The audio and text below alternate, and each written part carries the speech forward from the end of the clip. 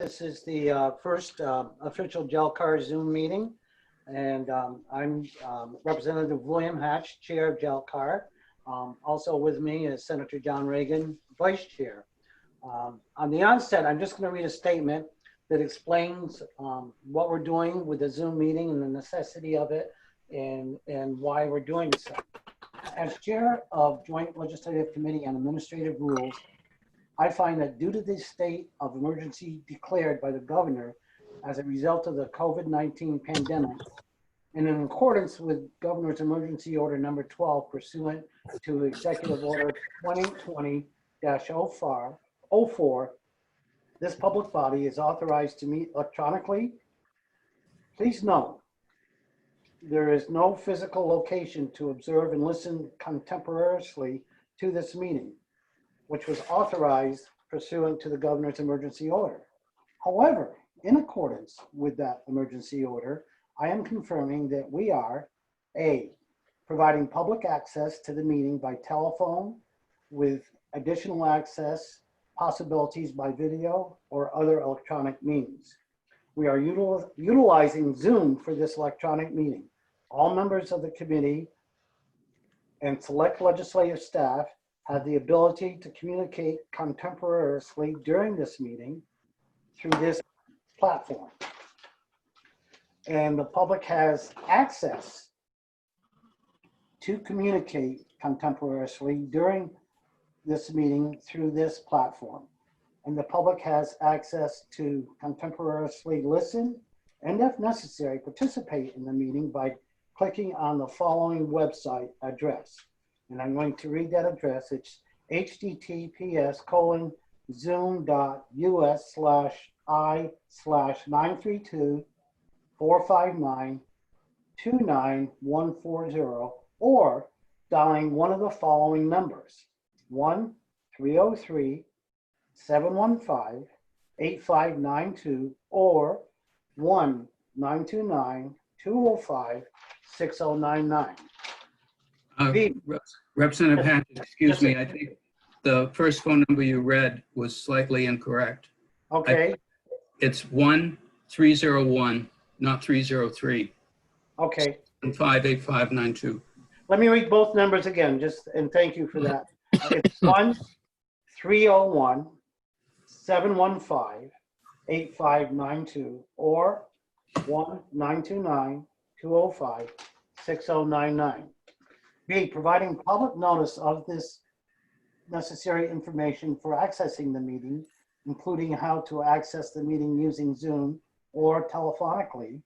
This information is printed in the House calendar, the Senate calendar, the rulemaking register, and the website of the Office of Legislative Services Administrative Rules. C, we're required to provide a mechanism for the public to alert the public body during the meeting if there are problems with access.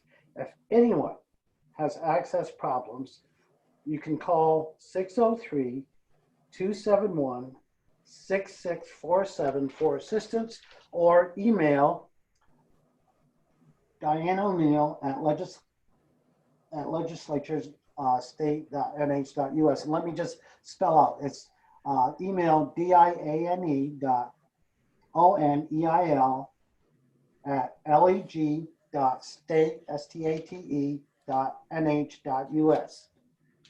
And finally, D, adjourning the meeting if the public is unable to access the meeting. In other words, if no public is able to access and they have access, but in the event that occurs and the public is unable to access, the meeting will be adjourned and rescheduled. So with that, we go to the next item, or the first item of the agenda. And because we're doing a Zoom meeting, that's going to necessitate the suspension of a few rules that this committee operates under. And excuse me, Representative Hatch, yes. There was a second part to the script where you introduced people and also indicate about roll call votes. Oh, I didn't get that. That was, so would you read that? I'm sorry, and my apologies to all. I didn't get that through the transmission, Scott. So could you for me read that part? Okay. I'll read the second part. Again, these are your words. I want to introduce the staff that are on the meeting assisting us. Kim Reeve, committee attorney, is the meeting host. Additional JLCAR staff are Scott Eaton, that's myself, Administrative Rules Director. Michael Morrill, committee attorney. Dianne O'Neill, Administrative Rules Coordinator, who is the contact if technical issues arise with public access. Cheryl Walsh, Administrative Assistant. Although an audio recording of this meeting is being made, Seal Trask, court reporter with the Office of Legislative Budget Assistant, will also be making a stenographic recording, and a transcript of today's meeting will be prepared. Copies of the proposed rules and other relevant materials have been posted on the main page of the Administrative Rules website, accessed by link through the General Court website, and located under the heading JLCAR and the subheading Meeting Packets. Please note that all votes that are taken during this meeting shall be done by roll call vote. And the meeting will be start the meeting by taking a roll call attendance. When each member states their presence, please also state whether there is anyone in the room with you during this meeting, which is required under the right to know law. And that is the rest of the script. Oh, thank you, Scott. And my apologies for not having that transmitted to me. But with that, we'll go on to our next item on the agenda. And as I started to say, we are going to have to, as a committee, adopt a few rule changes. But prior to that, Scott, maybe we should do assignment because there is a vote required for this activity. Yeah, I think you'll have to do the roll call attendance at this point. Yes. And then after that, seating of alternates if necessary. Okay, so Senator Reagan, would you accommodate us with a roll call, please? Representative Hatch. Here. And I'm Senator John Reagan. I am at my home office and I'm by myself. Representative McGuire. I'm here at home in Epsom, and my husband Dan is occasionally. Representative Schmidt.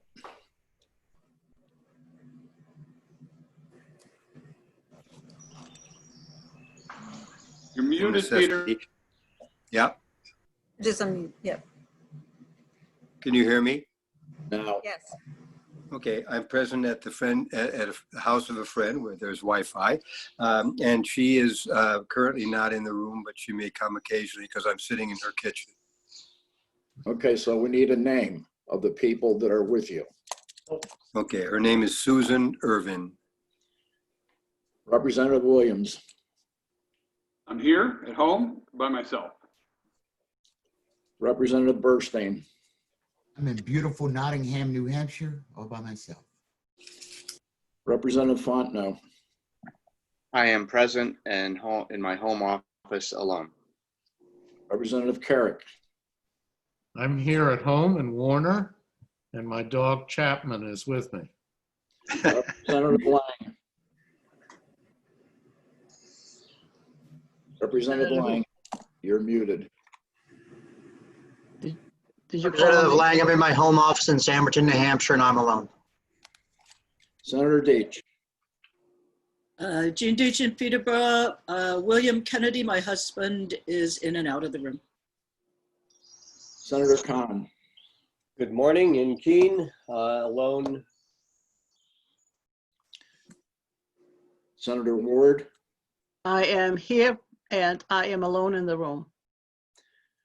Senator Waters. I am here. I'm in my car at 33 Hazen Drive in Concord, and I'm alone. Senator Birdsell is absent. Senator Chandley is absent. Senator Fuller Clark is absent. Senator D'Alessandro is absent. Senator Gray. Senator Gray is here in Rochester. I'm alone in the room. And also absent are Representative Holzel and Representative Schuett. Thank you, Senator Reagan. Okay, as stated. Sir, looks like Representative Schuett is here. I'm going to promote to panelist now. Okay, thank you. Representative Schuett, would you identify yourself and where you're at and if anybody's in the room with you?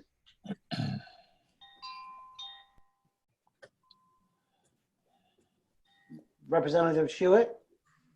Yes, thank you. I think I came in as an attendee rather than a panelist, so Okay. You did. I'm here now. So would you please identify yourself, where you're at, and if anybody's in the room with Yes, you?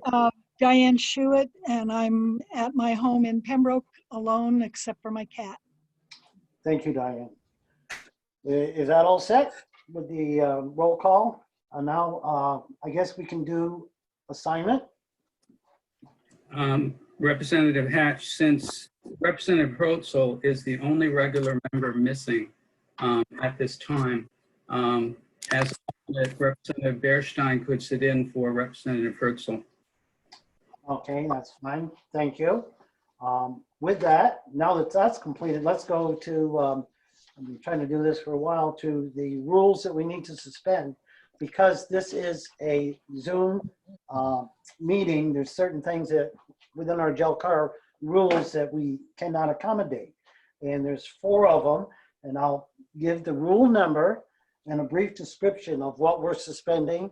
And if there's any question, after I get through the list, we'll address any questions. All members were sent via email a copy of the rules if you'd like to refer to them. With that, I'll start. The first rule you need to suspend is 102:03 B5, the meeting within the 40-day review period for final proposals because of circumstances that needs to be suspended. Rule 301.02 A, requiring public to submit pink cards or prior to testifying. Obviously, we cannot accommodate that, and the public can testify via raising their hand, and the host will recognize them when appropriate. Rule 102.04, schedule. These are obvious ones, but nevertheless, there are no rules and they need to be suspended because of the circumstance. Rule 102.04 is that within our rules, a schedule of all monthly meetings are available within the JLCAR office. Obviously, we can't accommodate. And the same with 102.09.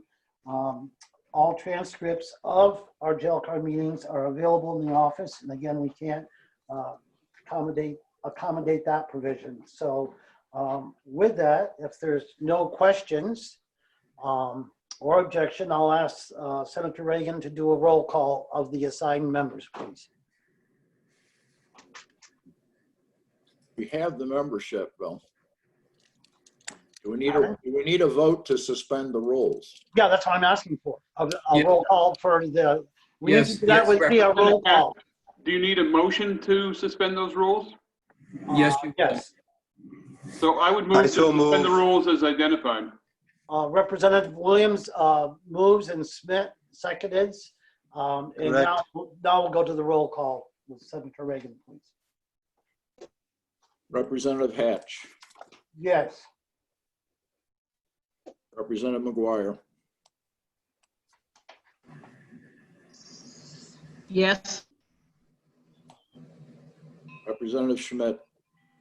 Schmidt votes yes. Representative Williams.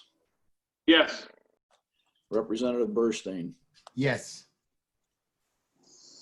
Senator Deitch. Yes. Senator Khan. Yes. Reagan votes yes. Senator Ward. Yes. Senator Waters.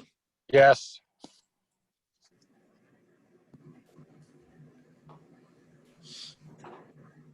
We have 10 affirmative votes. Thank you, Senator Reagan. Next is I'll entertain a motion for the minutes. Move to approve. Second by Khan.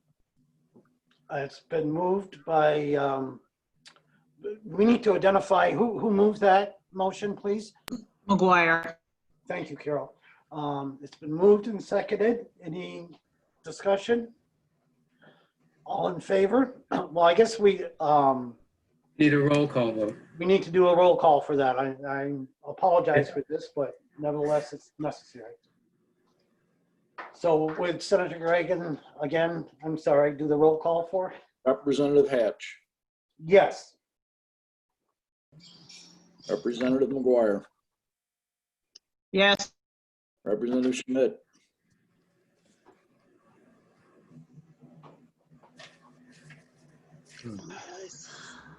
Representative Schmidt, Yes. Representative Williams, Yes. Representative Burstein, Yes. Representative Deitch, Yes. Senator Deitch, Senator Khan, Yes. Reagan votes yes, Senator Ward, Yes. Senator Waters. Yes. Thank you.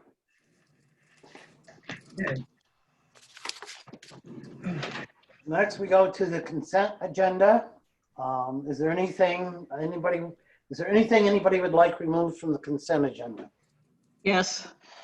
Representative McGuire, you're recognized. Yes, item H, it's the out of service service criteria, and we need the analysis of what's been changed between the 2012 and 2020 versions. That is covered in one of the regular rules, and I think this consent rule should also be there. Okay.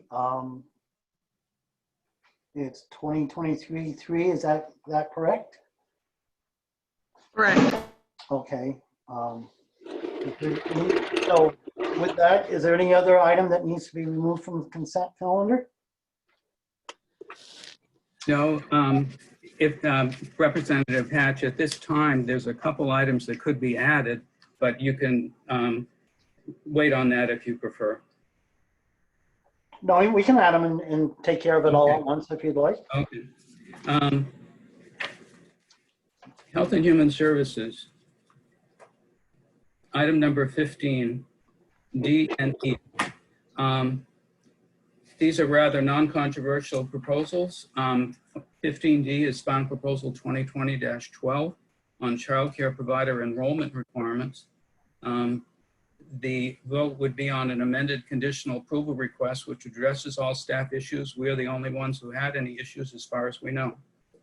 Final proposal 2020-13, childcare provider billing and payment requirements. Again, an amended conditional approval request was filed. It addresses all staff issues. As far as we know, we're the only ones with any questions on that rule. Therefore, those two could be added to the consent agenda under item number 3 as consent for conditional approval. Okay, if there's no objection, we'll put those in the consent calendar under item number 3. Okay, with one removal and 2 additions, with that, I'll entertain a motion for the consent calendar. So moved. Waters. Senator Waters moves. Is there a second? Second. Representative Williams, second. Representative Williams seconds the motion. Any discussion, questions, otherwise? And with that, we'll have a roll call vote for the consent calendar. And thank you, Senator Reagan, for your willingness to do this. Representative Hatch, Representative Hatch votes yea. Representative McGuire,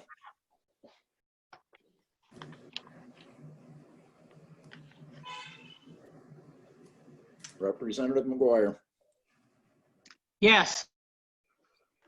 Representative Schmidt,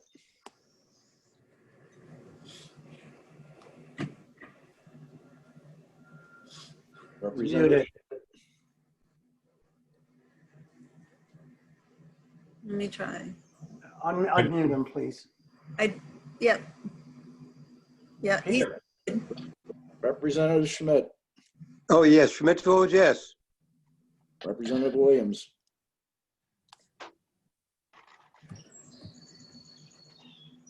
Representative Williams. He's muted. Just unmute. Yes. Representative Burstein. Yes.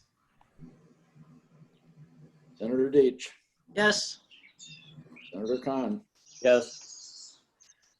Reagan votes yes. Senator Ward. Yes. Senator Waters. Yes. Unanimous vote on the consent calendar. Thank you, Senator Reagan. If I may take this opportunity, if you need to mute yourself during this proceedings, that's fine. This is for the members, but please pay attention when there's a vote being called. Please unmute yourself immediately so we can facilitate this as fast as possible. Thank you. Okay.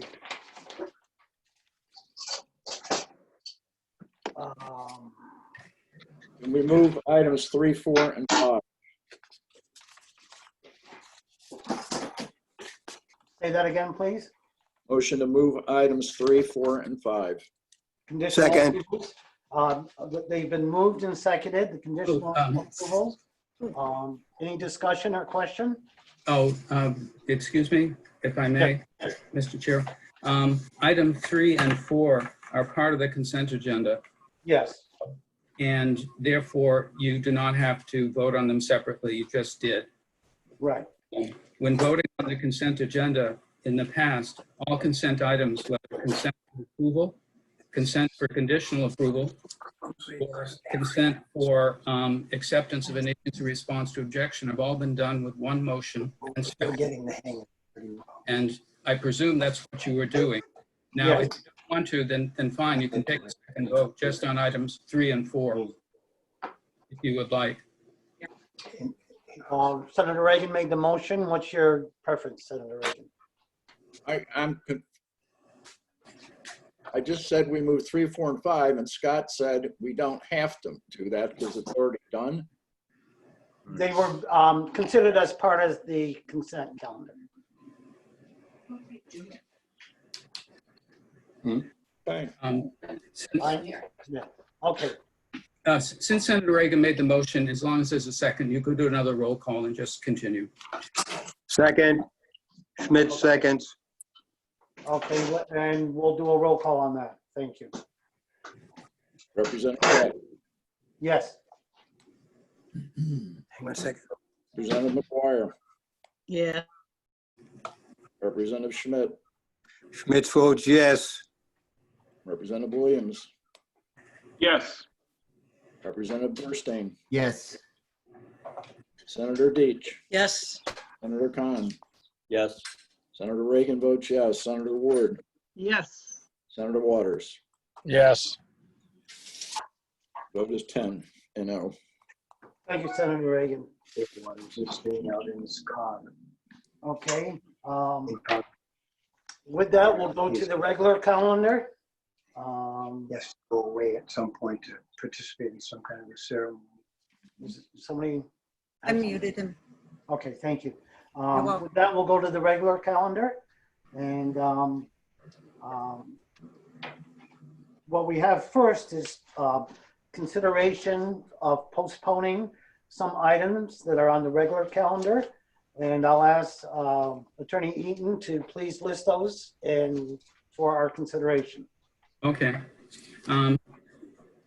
This is, I'll describe what each one is and why a postponement is appropriate. Number 8, final proposal 2020-19 from the Governing Board of Respiratory Care Practitioners on processing of applications, eligibility requirements, administrative obligations, and temporary licenses. The agency has submitted a conditional approval request late yesterday. We are still going through it. I have not seen it yet. Kim has gone through it, but we do not have it posted for your review. So that item could be postponed. Under the Board of Education, item 9, based on previous discussions with the Department of Education on behalf of the board, only 5 of the final proposals there could be postponed to the meeting on June 19th. Final proposal 2001-19 2019-199 on special education teacher and early childhood special education teacher.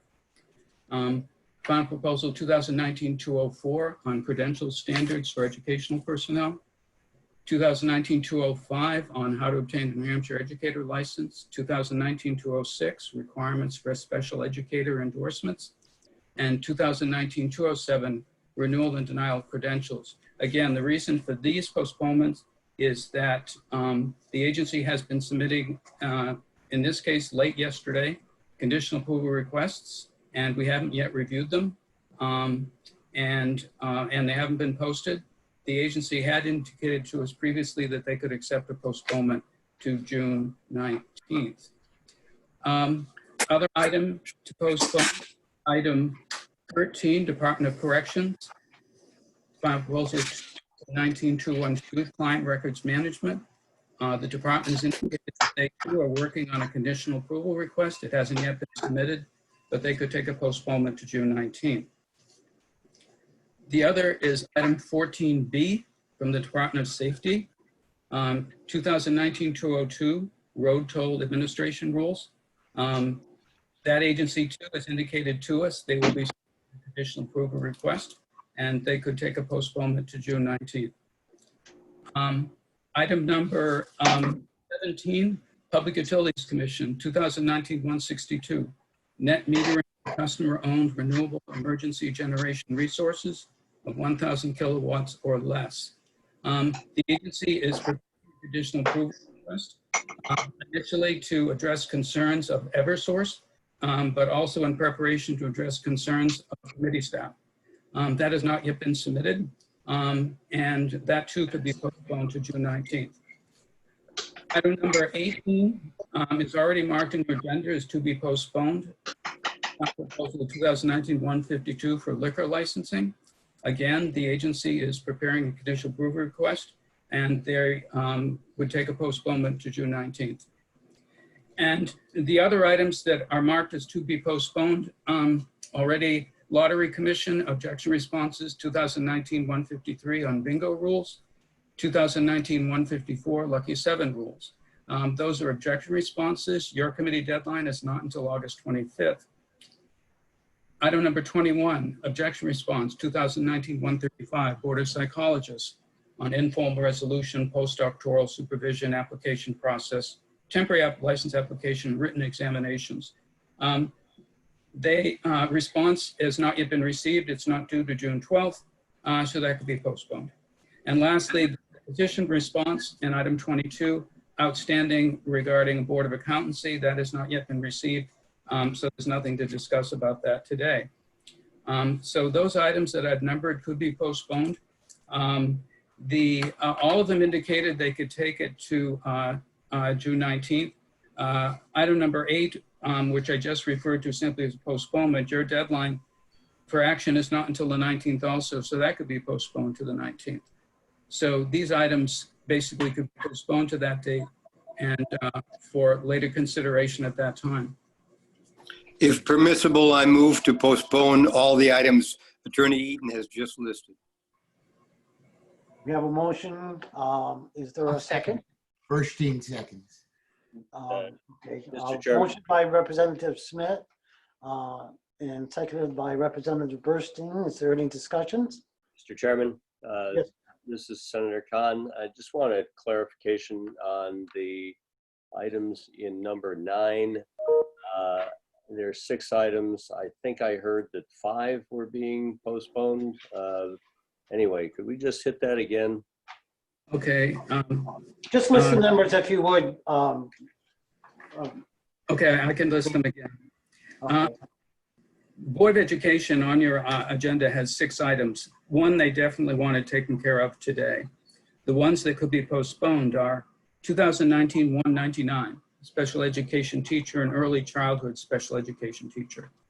2019-204, credential standards for educational personnel. 2019-205, how to obtain a New Hampshire educator license. 2019-206, requirements for special educator endorsements. And 2019-207, renewal and denial of credentials. The final proposal on school building aid 2019-200 is still on the agenda. Thank you. Does that clear it up, Senator Khan? I'm good. Thank you.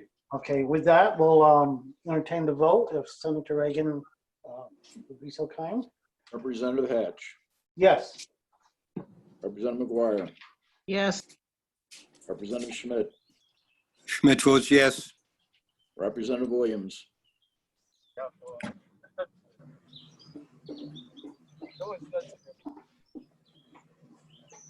Representative Williams, Yes. Representative Burstein, Yes. Senator Deitch, Yes. Senator Khan, Yes. Senator Reagan votes yes. Senator Ward, Yes. Senator Waters. Yes. Vote is 10-0. Thank you, Senator Reagan. So with that, we go to the first item of the regular agenda, which is Board of Education, 2019-200. That would be B, school building aid. And, No,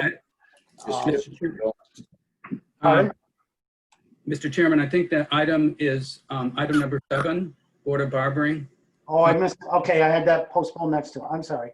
Yeah. Yes, 2019-177, Okay. item 7. All right. Okay, this final proposal has previously received, had a conditional approval request submitted and an amended conditional approval request. And the issues have all been addressed. We just wanted to remind you in voting on this proposal, and you'd be voting on the amended conditional approval request. On page 2 of the request, some of the annotations may have moved around a bit on your text, but the issue on page 2 and a similar reference on page 3 is simply that the rules require payment of a fee pursuant to another rule of the Board of Barbering. We just want to draw your attention to RSA 310A1E. The rulemaking authority here is actually held by the executive director. All the agency is trying to do here is refer to the rules where the fee amount is located. There will be a long-term project by the Office of License Certification to make sure that all fee rules are actually consolidated under the rule designations for the Office for the Executive Director of the Office of Professional Licensure and Certification. So although these rules require payment of a fee, everyone understands that any further change to those fees has to be made by the Executive Director. That's why there's a note on page 2. Representative, Attorney Tom Broderick is present in attendance, so I can unmute him to speak to you if you need that. For his response, thank you. Okay. I move approval. Second, by McGuire. Okay, it's been moved, approved, and seconded. So I guess that would alleviate the necessity for Attorney Broderick's comments. So we have a motion made and seconded. Is there any discussion over the motion or about the motion? Seeing none, with that, Senator Reagan, thank you. Hatch, Yes. Yes. Schmidt, Representative Schmidt votes yes. Williams,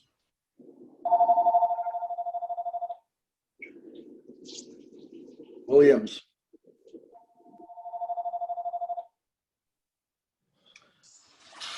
Kermit, you're muted. I just did unmute. There we go. Yes. Burstein, Yes. Deitch, Yes. Khan, Yes. Reagan votes yes. Ward, Yes. Minimize. Waters. Yes. Vote is 10-0. Thank you, Senator Reagan. With that, now we move to item 2019-209, Board of Education. That's number 9B. Scott? Yes. Okay. This is the final proposal from the Board of Education that you did not postpone today. The department in particular wanted to make sure that this was taken up. It deals with school building construction. It's actually a readoption with amendment of existing rules with a number of changes. The agency has submitted a condition approval request, but then submitted an amended condition approval request. If you vote on anything, it should be that, the amended condition approval request. In the copy of the rules, we just had a few issues to bring to your attention. There was a fiscal impact statement originally, and we've just made an informational note for you on page 1. It's actually part of the attachments to the original final proposal. But the first issue to really discuss is page 4. This involves a change from the existing rules. Rule 321.06F says that all spaces constructed using building aid in the past 35 years shall be included in the square footage when calculating the limits above. The limits above are square footage sizes for buildings and for additions. And the comment here was that it wasn't clear under what authority the department shall require that all spaces constructed using building aid in the past 35 years shall be included in the square footage amounts. The underlying authority, RSA 198.15b, does not contain this requirement. Now, the department submitted with its final proposal a letter stating that the intent of the rules language is to prevent paying for new projects that would effectively exceed the square footage amounts and paid for with building aid, just as it put it, just a few years earlier. Previously, the rule prohibited aid for projects to buildings funded with building aid in the past 50 years, which effectively barred funding for old buildings that clearly need assistance. Now, the rule language now actually makes more aid, I think, available, or at least more applicants, possibly. The rules language now allows the exclusion of square footage amounts previously funded by building aid more than 35 years ago. Now, we know that the Department of Education has a representative today. They may want to talk about this. I could go through the rest of the comments and have the agency speak all together. That's your choice. Yeah, I think that would be best to facilitate this meeting anyways. Okay. If that's okay. Yes. The next item is actually several items. It's more of an informational issue put in terms of a comment on page 9 as a note to agency. On page 9, page 11, page 12, and page 14, there are several references to compliance with the state fire code, which is currently SAFC 6000. We have a reminder note to the agency that the fire code is currently being revised. The fire code elements will be partly in an exempt chapter from 541A under the state fire marshal. Other rules, fire and life safety rules, will remain in SAF 6000. What this means for the department or for the board is that they will probably have to come around through rulemaking again on references once the Department of Safety settles out on the state fire codes reorganization. It's more of a reminder to the agency. It's not a basis for objection at this time because the citation as the department has given it is not wrong. It just potentially within a few months will be wrong. But at this moment it's not. But we just wanted to bring that to your attention. So the main issue then is largely page 4, the question of authority to set the time limit here. And again, agency representatives should be present and can explain, why that is so in the rule. Representative Hatch, this is Kim. I do see that Amanda Phelps with the Department of Ed has her hand raised, so I can unmute her. Thank you. You're welcome. Welcome to JLCAR, Amanda, and your response to staff comments, please. Hi, thank you for having me. It's good to see everyone. I do have Amy Clark also should have her hand raised. Okay.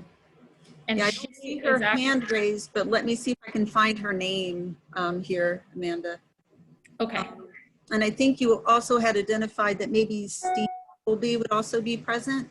So let me. He was going to be present, but only for the ones that were postponed. So he's no longer Okay. here. Yeah, Amy's got her hand raised now, so I'm going to unmute her. Okay. Okay, and Amy can answer the question a lot better than I can. She manages that program.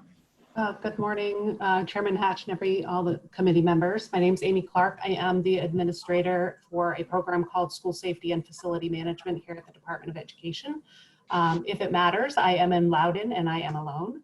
And thank you for the reminder about the State Fire Code. We actually work very closely with the State Fire Marshal's Office, so we are in constant communication with them.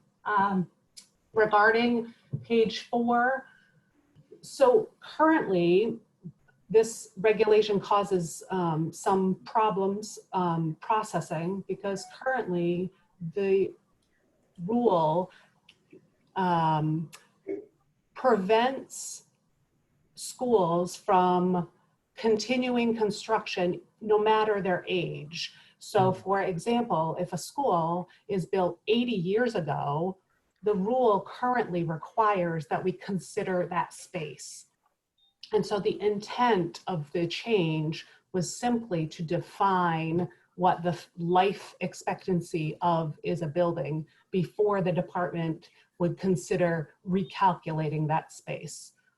So for example, if a school is capped at a set amount of square footage and they've used all of that and they built their building back in 1940, and they wanted to come back in for an addition, even though it is 80 years later, this rule would prevent them from being eligible for building aid because the rule doesn't set any timeline when those caps can be reestablished. Okay. Anything else? I can also, for me, I can also add that the reason why 35 was chosen is the typical life expectancy that we see from the expectation from school facilities is that they last at least 40 years. And it's at that time that you start to see major deterioration, or that is about the time that a school would need to go under a major renovation or reconstruction.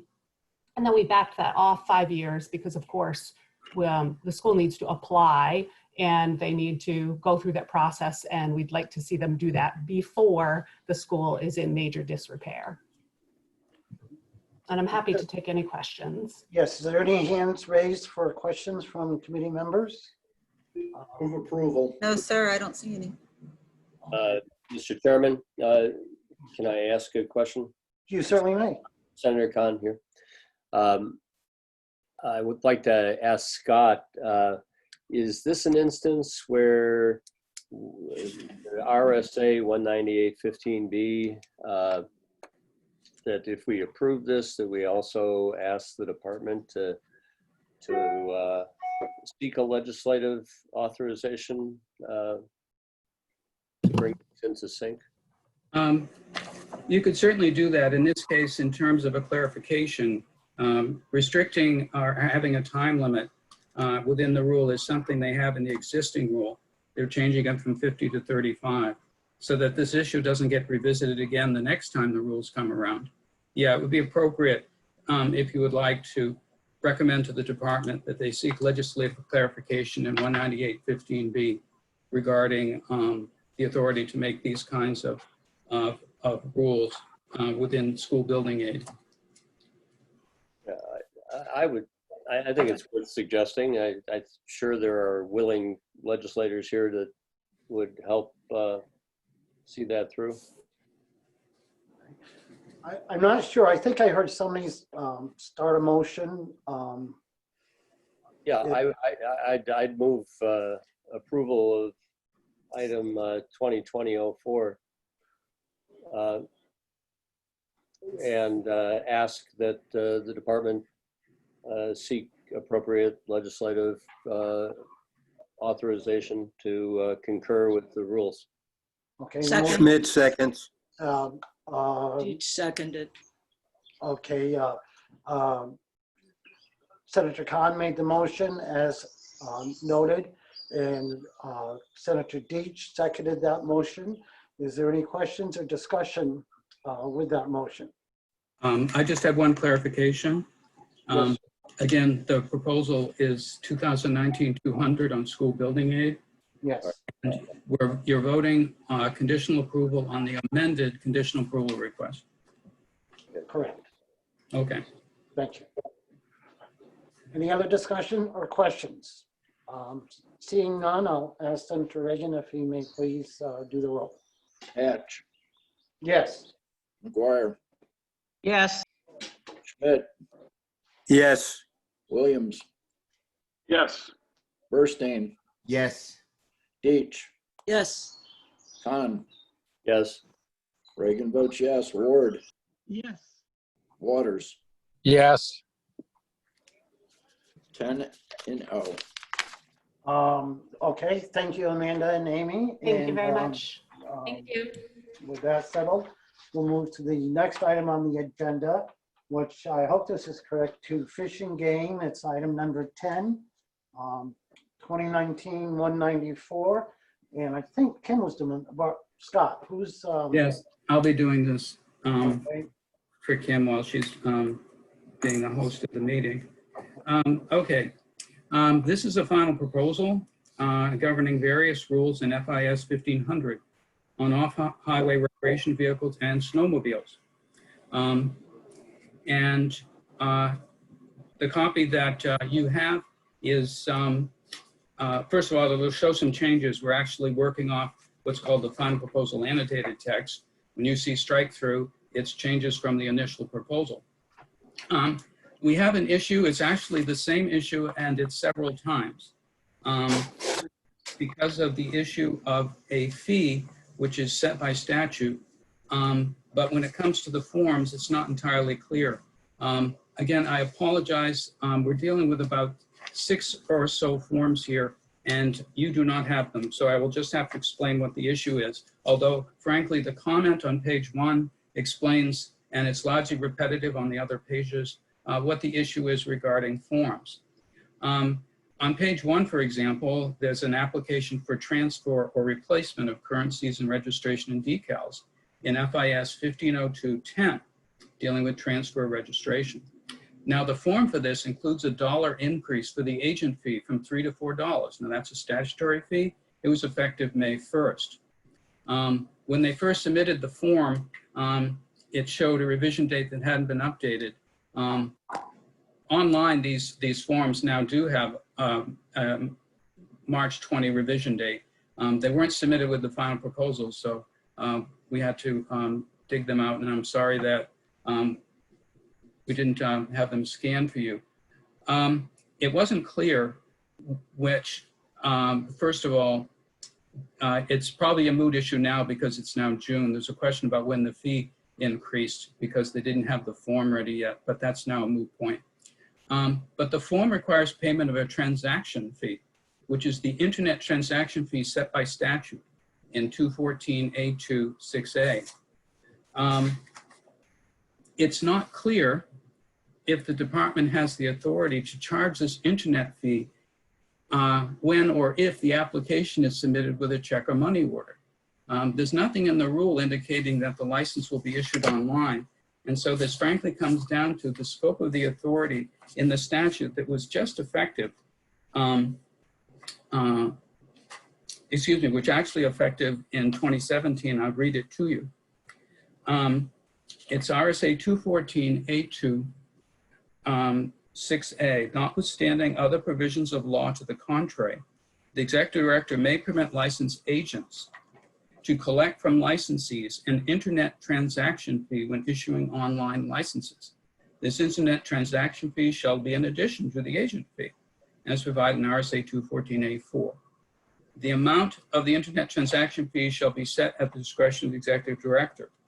Now, in Rule 214A4 on agents accounting, in Roman numeral 2, it says that the agent shall collect from the applicant a fee of $4 for each OHRV and snowmobile registration issued and shall account to the executive director for the full face value of the registration decals.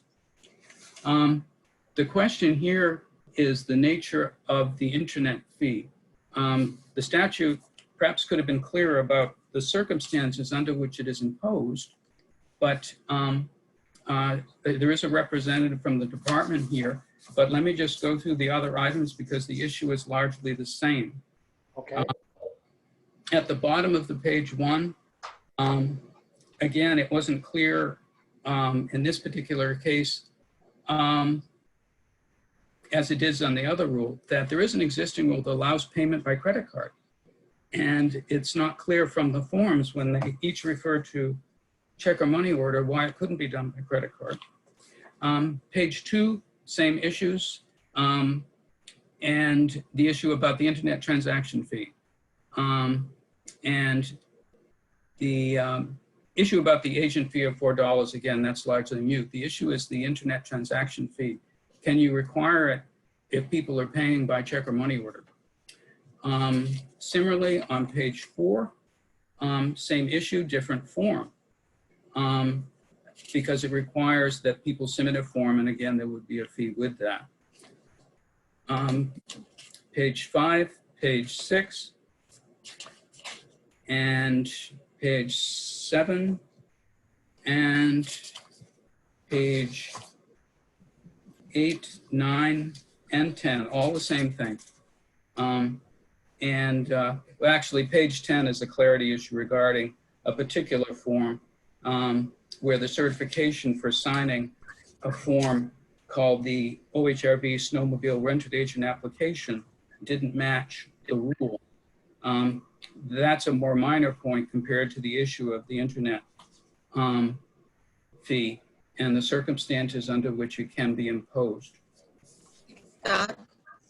There's also another issue on page 7 around the business entity registration and there being no clear-cut authority for the department to be able to have a licensure for business. Okay, excuse me about that. Kim has brought my attention to page 7, Rule 150305, Business Entity Registration. This is, in fact, a separate issue from the fee. Under your rules, you can object on grounds of authority and legislative intent if a rule creates categories of licensure without specific authority. Now, although RSA 215A and 215C specifically refer to certain types of OHRV and snowmobile registrations, business registration as a separate category is not mentioned. Now, the JLCAR must decide if business entity registration is within the authority department and consistent with legislative intent. In other RSAs 215A32, the director is authorized to adopt rules that he deems advisable to carry out the intent of the chapter, including rules on registrations and classifications. In 2018, when the committee made an objection, the director, Fish and Game, pledged to seek legislation to specifically reference business registration. Right. Today, it is not clear whether legislation, again, specifically authorize business registrations, has been proposed to address this. So this issue, and again, the issue of the internet fee are the issues with this proposal. Thank you. Is there a person from the department to comment? Yes, sir. Yes, sir. So we do have Fish and Game on. I will unmute them now. Thank you very much.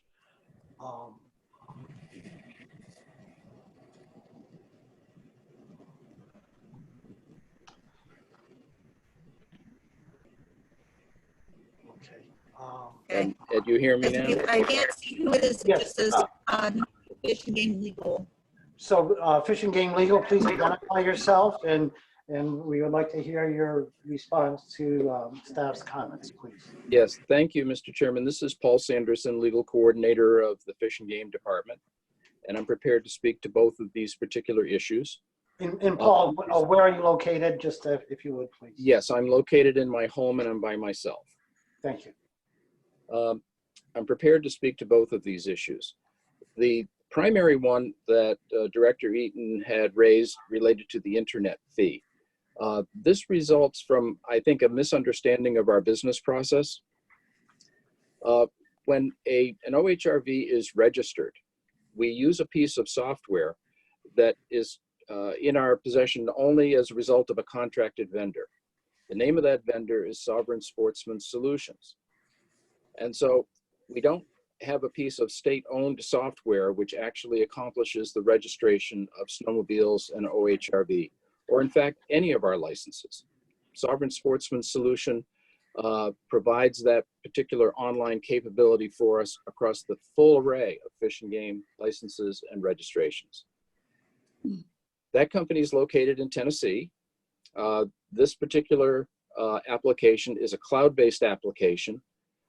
We have one location at the department that accesses the application, and then we have a network of agents, whether it's going to be Bass Pro Shops or town clerks or whatever, and they have the ability to access that application. Anytime that a registration is processed through that system, they earn an internet service fee. And so that fee is set by contract. The contract with Sovereign Sportsman Solutions has been approved by Governor and Council. All of this has been in place as a business process since the adoption of House Bill 451 in 2009. And it has been our business process over these past 11 years. And so it doesn't matter where you are when you register.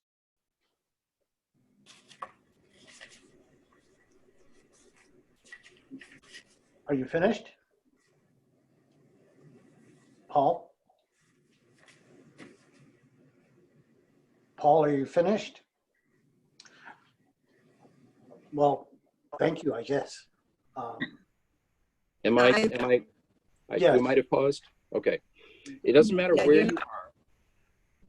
Yeah, it does not matter where you are when you register your machine, whether you're at an agent or whether you're at an office of the department, or if you're sending it in by mail. All of those registrations are ultimately processed through the Sovereign Sportsman Solution software. Every single registration incurs an internet fee.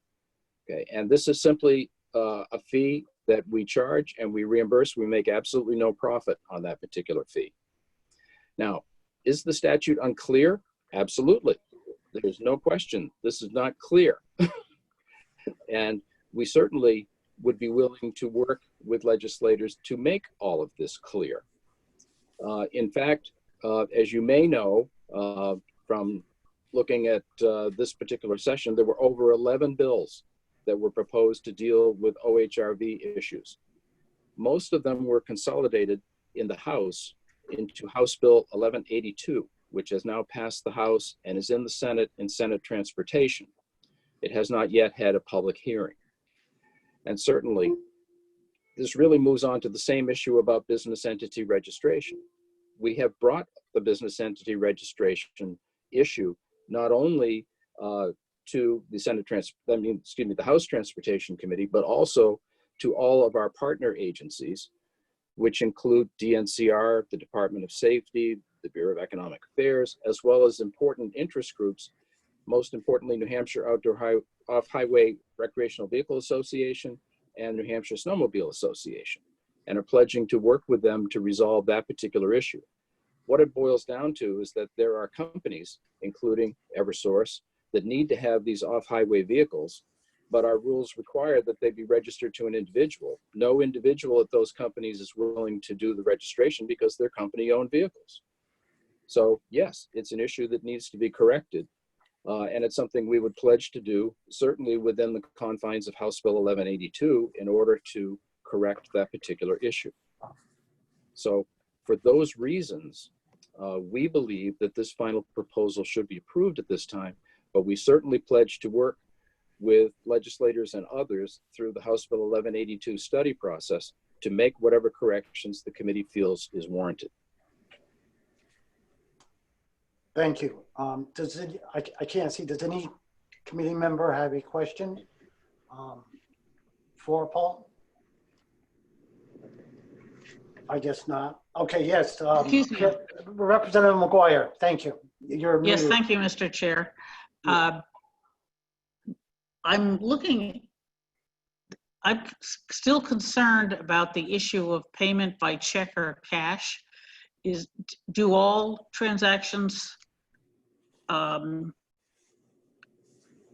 not sure about this fee issue again. Could you run it through me?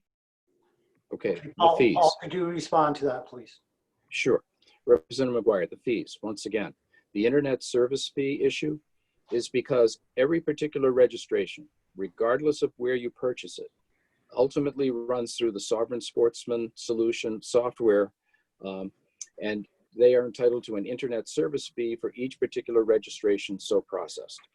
And all we are doing is recovering a direct fee that they're entitled to by their contract. With regard to the second question you have, there is a distinction between our paper forms and the ability to do some of these transactions at an agent. What we have on our paper forms is that we don't accept credit cards simply because we're trying not to have people write down their credit card numbers on paper forms that are mailed into the department, because under our rules for processing credit cards, we can't collect and preserve that sort of information. So we ask them only in that circumstance, when they're mailing in, to not give us credit card numbers. If a person appears at an agent to do that particular transaction, or if they appear in person at the department, we definitely do accept credit cards. We only ask them not to put their credit card on those paper forms, so that when they are mailed in, their credit card numbers are not thereby maintained and not adequately protected against further disclosure. Thank you. That's very clear. Could I ask if when you're paying by credit card at an agent, is there an additional fee for that service? There is not. Thank you. Kim, do you have a response? Kim? I was going to say Representative Williams and Schmidt have their hands raised. Okay, Kermit, Representative Williams. Thank you. So am I to understand that there is a internet transaction fee when the actual purchase of the license is done through an agent in person? So if I go to Bass Pro Sports or someplace like that and buy a license of any kind, I'm paying a internet transaction fee on top of whatever I'm paying for the license. Yes, Representative, that's correct. Whether you do it at an agent or at the department location or online, because in fact, it's being processed through that independent contracted software solution. So it seems like there is an issue, because 214.8.2 says that the executive director may permit licensed agents to collect that fee when issuing an online license. So I guess it's a question of how you define online licenses. Do you have a definition of that in your statutes? In fact, sir, all of our licenses are issued through an online solution. In other words, whether you receive a printout of a particular license or if you have an image of that license on your electronic device, it is issued through Sovereign Sportsman Solution. It is always an online license. Okay, I think that's probably confusing for the purchasing public. Exactly. Thank you. Representative Smith. Yeah, Mr. Chairman. So, has it been stated what this fee is uniform? I'm sorry, Representative Smith, your streaming is out of skew. You're not coming across clearly. Could you say that again? Without moving. Better now? Yes. Okay, so number one is the fee uniform, and what is the fee? Yes, sir. The fee is uniform, and I believe that it is $3. I haven't checked on that, but I believe it is $3 under the current version of the contract. Okay, second question, what happens if they use something like PayPal, which is a little bit less exposure than it would be with a credit card, perhaps? So what is the case with something like PayPal? Representative, I don't believe that we accept PayPal. I know we don't at the department location. I'm not sure if any particular agent accepts a PayPal. What happens is agents themselves can determine what form of payment they desire to receive. And you may have a very sophisticated agent, such as a Bass Pro Shops, which probably accepts the full array of electronic devices that may be able to provide payment, such as Apple Pay, Android type solutions. And then you may have town clerks, which certainly do not accept PayPal. So that varies by the agent location as to the type of payments that they will in fact process and receive. So if I may, in other words, as you stated, all licenses will have a internet transaction fee, and the problem is there's a lack of clarity in identifying that and making the consumer aware of that exists and will occur regardless of their modality of payment, correct? Yes, sir. And that probably relates to the fact that this is a 2009 piece of legislation and had a few changes since. So is there, I'll refer to staff, is there any other issues, or this is the primary issue? That issue and the business registration issue, which Paul has gone into already, again, that's another example where if there is to be legislative clarification of the internet transaction fee, should probably clarify the issue about business registrations as well.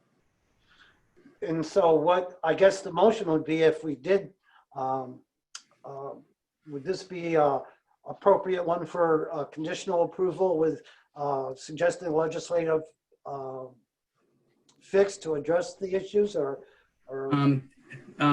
No, it would be probably an approval, but with a recommendation for the legislative fix. To the issue of the internet fee, where it refers to online licenses, when, as Paul has described, they've understood that to be basically the use of software in order to produce or issue licenses. But secondly, is the issue of the authority to register businesses for OHRVs and snowmobiles. So there'll be clarification in two different statutes, which I've cited, which actually Kim cited in the comments. Yes. Is there anybody that would like to make a motion after Paul? Representative Schmidt has his hand up. Representative Hammond. Yep. Okay, go ahead. I'm not aware. Oh, I'm sorry, not Representative Schmidt, Representative Williams. Kermit. Yes, thank you. So my concern with the issues that have been expressed by staff and others in relation to this is that they're assuming that HB 1182, which creates a commission to study this, will be the solution to these problems.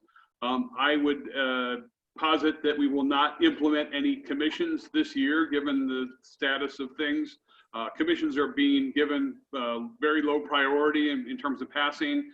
They have to be done by the end of October. So there's really no possibility that commission will come into play to work on this. So that means that it would be, a significant period of time before any of these issues are addressed.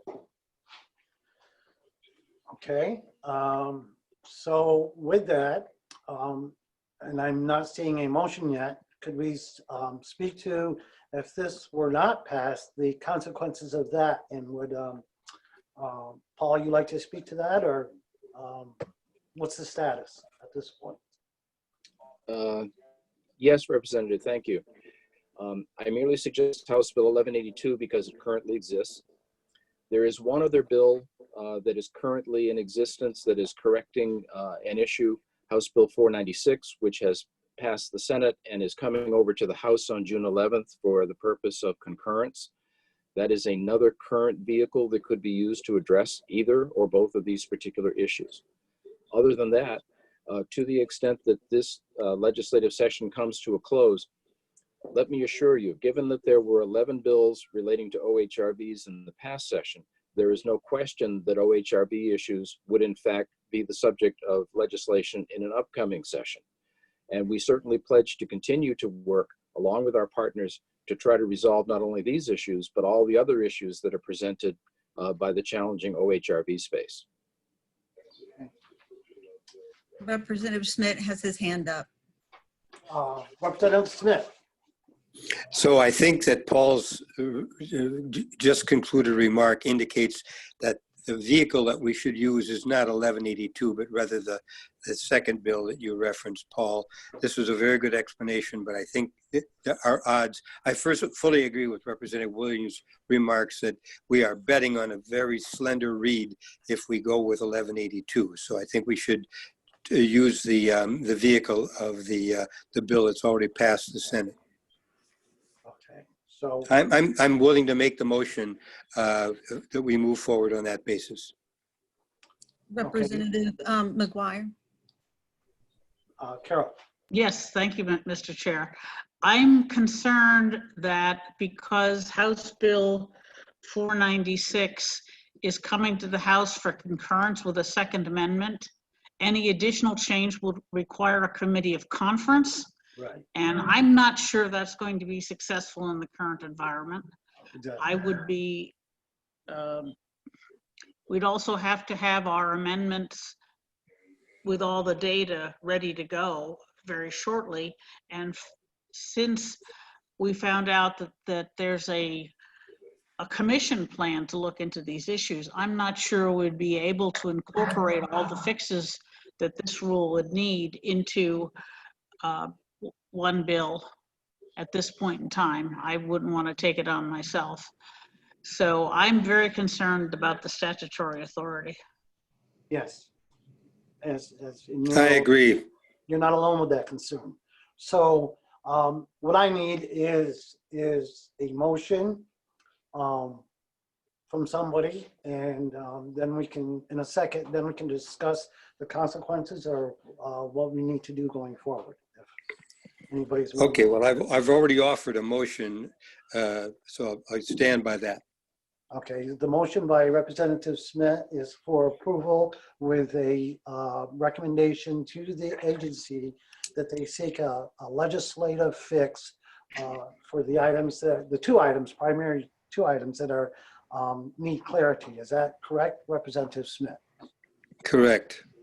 And do we have a second for that motion? Second. Okay, thank you, Senator Reagan. Senator Reagan seconds that motion. And does anybody not understand what the motion is? That for approval, but with a recommendation to the agency for a legislative fix ASAP. In other words, as soon as possible. And from the agency, apparently we have a strong willingness to do just that. Is there any other questions or discussion before I call, Senator Reagan calls the roll? Chairman Kermit Williams, Representative Williams has his hand up. Oh, thank you. Kermit, go ahead, please. Thank you. So I don't think there's going to be a legislative fix in this session. And I would offer to work with Fish and Game to put at least this very specific issues that we're trying to deal with in a bill proposal for next year. Thank you, and thank you for the willingness to do so. So, is there any other questions or comments before I call the roll? Yeah, Representative Schmidt and Representative McGuire both have their hands raised. I think was Carol first? Yes, Representative McGuire. Thank you, Mr. Chair. I still think that the rule as written exceeds their legislative authority in terms of the fee, and also it creating a new class of license.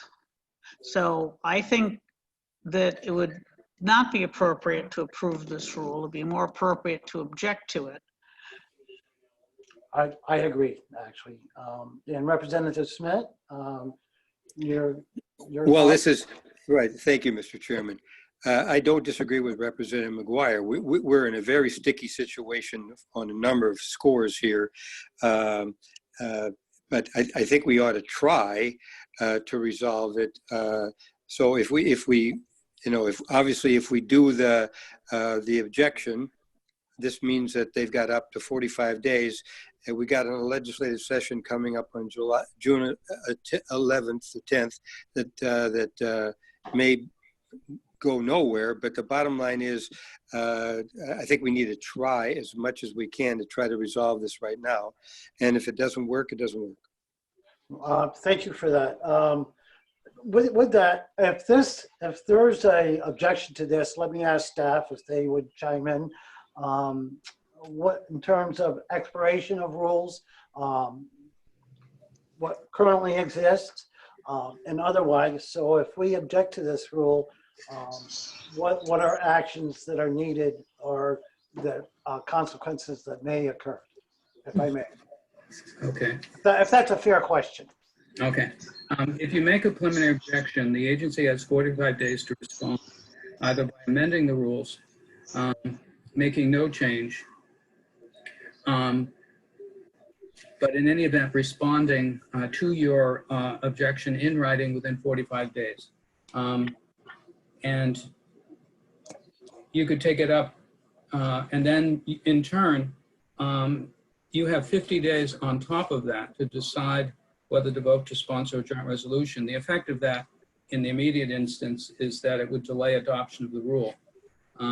I would point out that there's a number of changes in these rules that have become time sensitive, including the issue of a variety of forms which have been updated and are now already online on the department, and that they're trying to update all of the references to those in the rules. You make an objection, the whole proposal stops until the agency responds, and then you would deal with the response at a subsequent meeting. But as to the practical effect of this, you'd have to ask Paul if they can't adopt these rules in the near future, or at least not for a few weeks, what the effect would be. Thank you. And with that, and I intended to, I'll go to Paul. Your comments? Thank you, Representative. Because the changes in the 2019 session adopted a new registration year that begins on May 1st, we have in fact implemented the provisions of those statutory changes as of May 1st. Since that time, I'm told by our registration folks that we have in fact registered 5,150 wheeled machines using these new procedures. What I would tell you is that this is the first time that we have tried to incorporate forms by reference into these rules, but these rules in fact have been in place for many years. They were readopted in 2018, not incorporating the forms by reference. Mm-hmm. What happens as a matter of business process is that our forms in fact are updated every single year because they deal with one single registration year, and the computers are reprogrammed based at the beginning of the new registration year.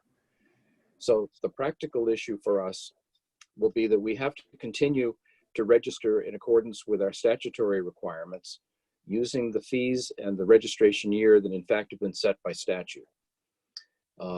And so for us, what would happen is that our rules would be inaccurate, but our registration process would continue using statutory authority. Chairman Hatch and Scott, yes. Would it make sense to postpone this till June, since the House is going to meet on June 11th? Just throwing it out. The committee's deadline on this proposal, due to previous waivers of JLCAR deadlines, is June 19th. Yes, it could be technically postponed. And if you want to see what will happen when the House convenes, 11th. That's a possible suggestion. My only thoughts are that I don't have a lot of hope for us accomplishing a lot, or I wouldn't put too much weight on what we could get accomplished legislatively between now and then. So I have concerns that there's not legislative authority for these rules, and I think that's Representative McGuire's concern as well. So it's not that we're in a conundrum.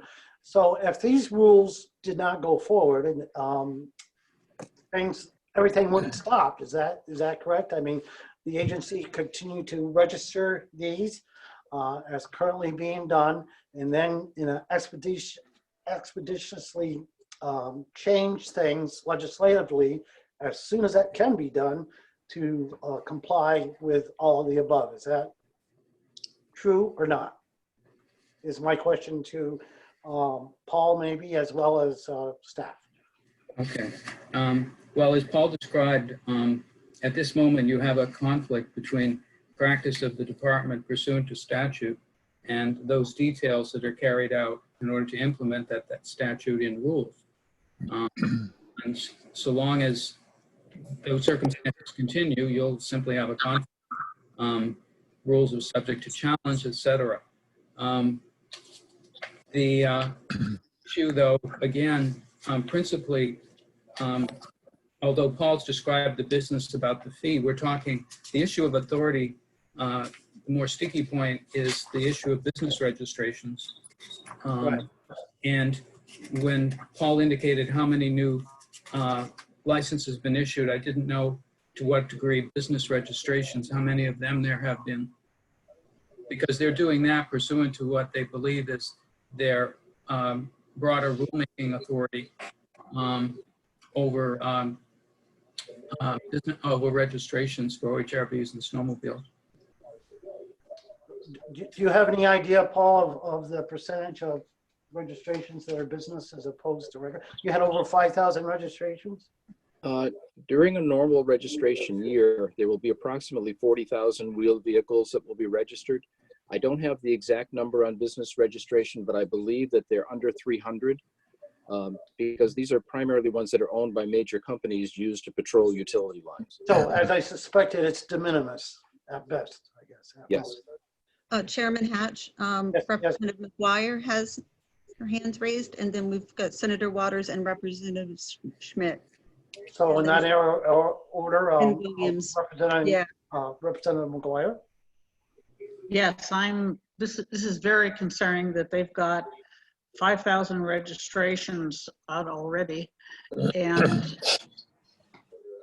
the rules that the rules don't support, and that we have concerns about their authority. So I think we're in kind of in a between a rock and a hard place. Mm-hmm. So I defer to our chair to solve that issue. Well, thank you for your confidence. Senator Waters. Thank you, Mr. Chairman. A possible solution to this would be, given the uncertainty about House action, is that the Senate is preparing on a House bill, an omnibus administrative bill that deals with a lot of legislation, other matters related to administrative needs. And I would think that it would be possible for this to be included in that. There will be a hearing on that bill at some point in the next week or two. And it could be brought to that hearing as an amendment. If that seems like a way that you and staff think would be useful, then if the Senate passes that bill, it just would require a concurrence by the House, because the omnibus bill is going to be on a House bill. So that is an option here. And thank you for that. And when is that occurring? Again, I would think sometime in the next week or two, there will be a hearing on this administrative omnibus. And then when the Senate goes into session, whenever that is, probably in a couple of weeks, it will be passed and sent to the House requesting concurrence. So it is procedurally a way that may, obviously there's a lot going on and we're not really sure what will work, but it is an option to get something in statute this year. And is that something that I can assume that you're willing to marshal through, so to speak? Yeah, I mean, I would have to bring that to, the appropriate folks in the Senate who are handling that, but Right. I believe that, it's possible. So if the language were directed to me, I could get it to the Senate leadership, and I think there would be time to do something like this, which is seen as a clear need. Thank you. And Representative Smith.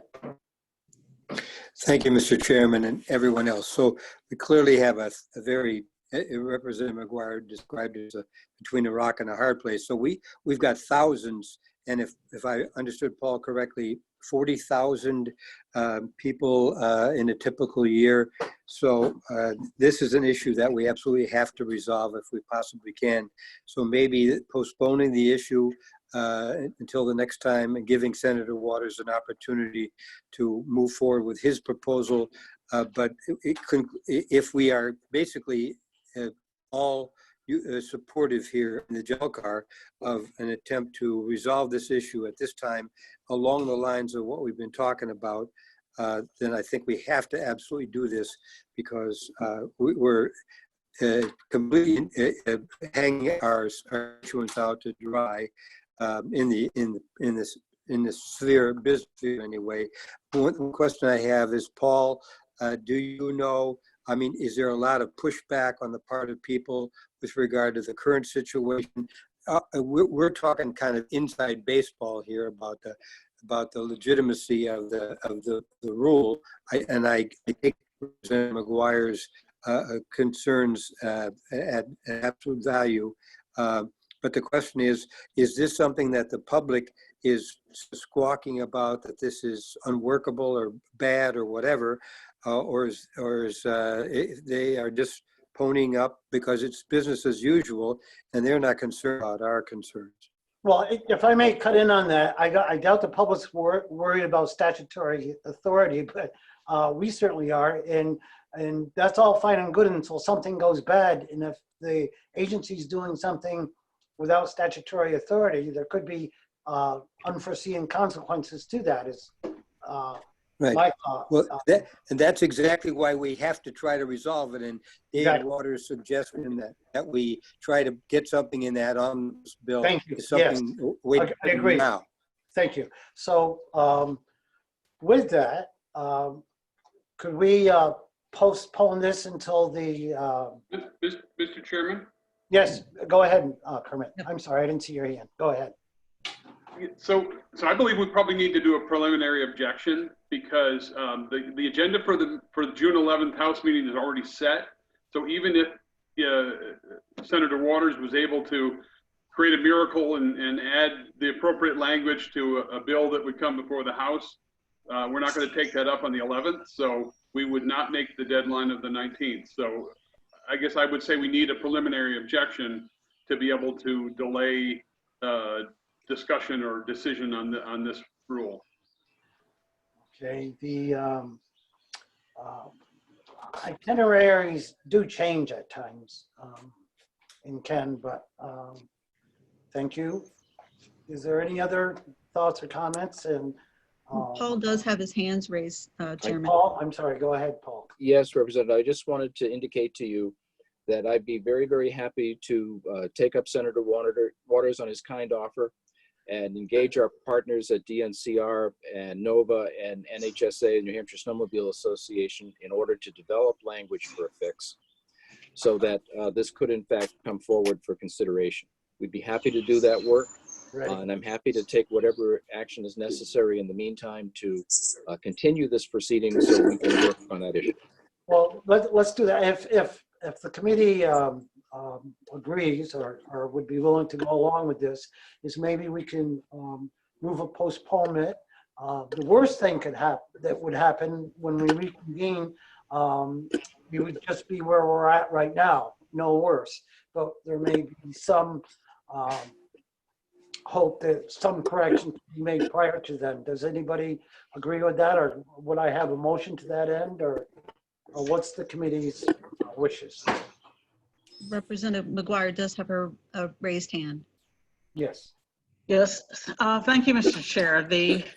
I think that postponing it, if we can, to allow Senator Waters a chance to get the language into something that we might possibly deal with this year is worthwhile. Because if there is if we can see there's a legislative fix coming, I'd be willing to, approve the rule. But until I see that there's something moving, I'm certainly not going to vote for it. And thank you for that. Is there any other comments or thoughts, or is there a motion? Yes. I move to postpone.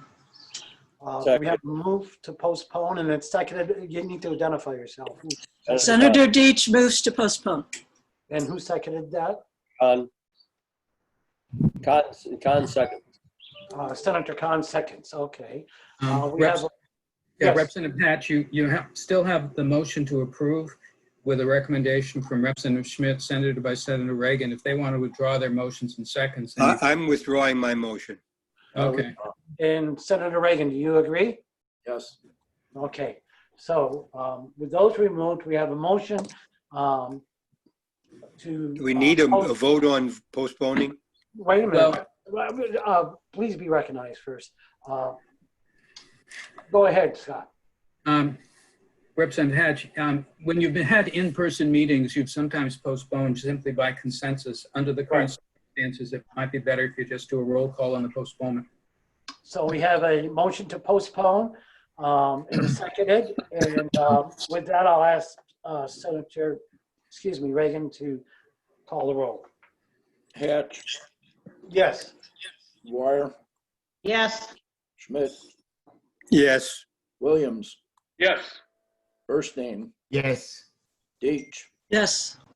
Hahn, Yes.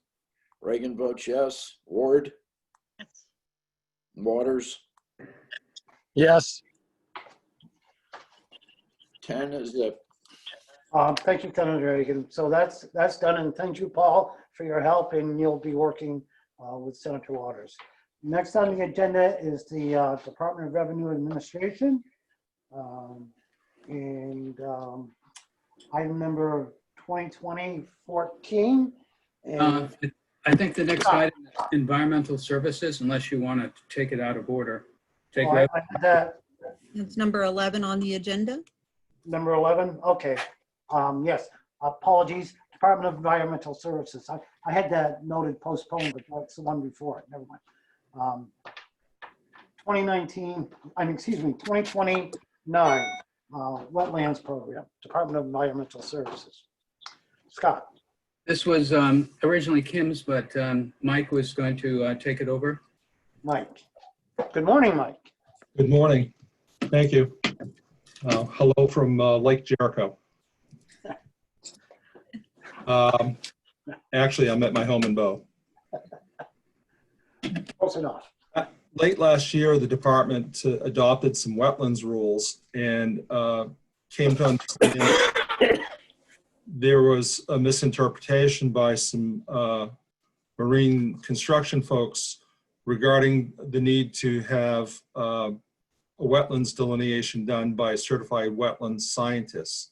The department had not intended that that be necessary.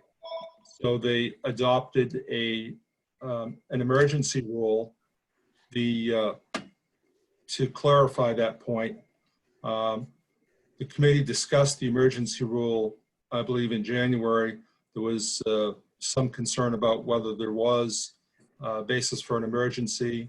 The department had indicated that there would be considerable expense incurred if the industry's interpretation was carried through and people either hired wetland scientists or sought a waiver from the department. Therefore, the department went ahead and did the emergency rule, and what you have before you is the follow-up to the emergency rule, which expires in June. The issue that was raised on the final proposal related solely to the fiscal impact statement. There was a concern that there was no mention in the fiscal impact statement itself of any benefit to the public. The final proposal would carry on the emergency rule, which would say that for certain shoreline projects, such as installing a dock where there's no vegetation on the shoreline, that a wetland scientist review is not necessary. That benefit will continue to accrue if the rule is adopted. But the FIS did not indicate that that was going to be a benefit. However, when the department did put in its fiscal impact statement request to the LBA, they did note that potentially citizens, businesses, and political subdivisions who wanted to, say, install a dock would incur a benefit by not having to hire a wetland scientist. I think Gretchen Hamill is here and she could speak to this. Okay, thank you. She is here. I can unmute it. Thank Okay. Okay, Gretchen? Trying to get it Oh, I'm sorry. Go ahead. to unmute. Sorry, for some reason this is got a lag. Here we go. Okay. Okay. Yes, good morning. Can you Gretchen hear? Hamill, good morning. Welcome to JLCAR. Good morning. I'm Gretchen Hamill. I'm with the Department of Environmental Services, and I'm here to speak on behalf of the department on this rule. I am at my home in Concord, and there are no other humans in the house. Okay. The issue with the fiscal impact statement on this rule and others that we've had is that when we do an emergency rule, there's no fiscal impact statement. We just adopt the rule. But then when we start the regular rulemaking process to adopt those rules as regular rules, we have to compare the proposed rule to the existing rule, which at that time is the emergency rule. So there's never an opportunity to compare the proposed rule to the rule that existed prior to the emergency rule, which I think is what Mike and Kim were looking for in this particular issue.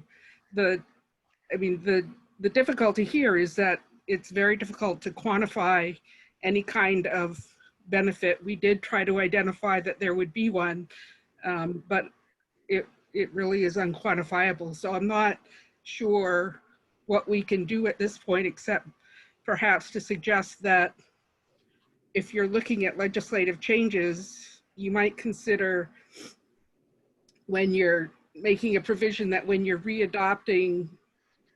adopting a rule to replace an emergency rule, that you look back to the rule that was in place prior to the emergency rule. And then that will give you the analysis that I think you're all looking for.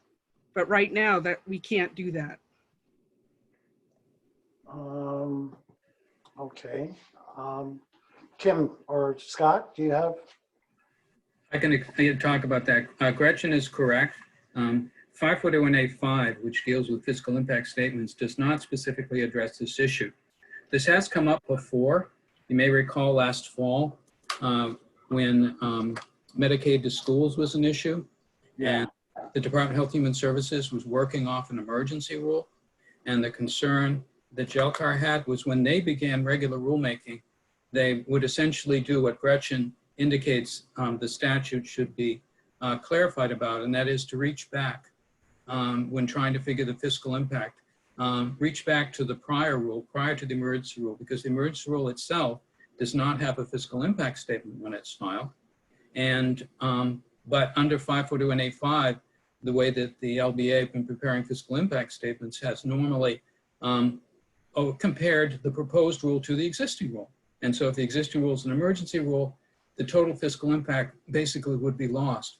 In the case of Medicaid for schools, JLCAR had to specifically ask the department to make sure that the LBA addresses that in a much more expanded way. But Gretchen is correct. It really requires a legislative change or fix, clarification to RSA 541A5 about how a fiscal impact statement would be prepared when the existing rule is an emergency rule. Okay. Any other questions or comments? Okay. Mike, is there any other items on this rule that? No, the fiscal impact statement was the only concern. Okay. Does anybody have any questions for Gretchen or otherwise? With none, I'll seek a motion.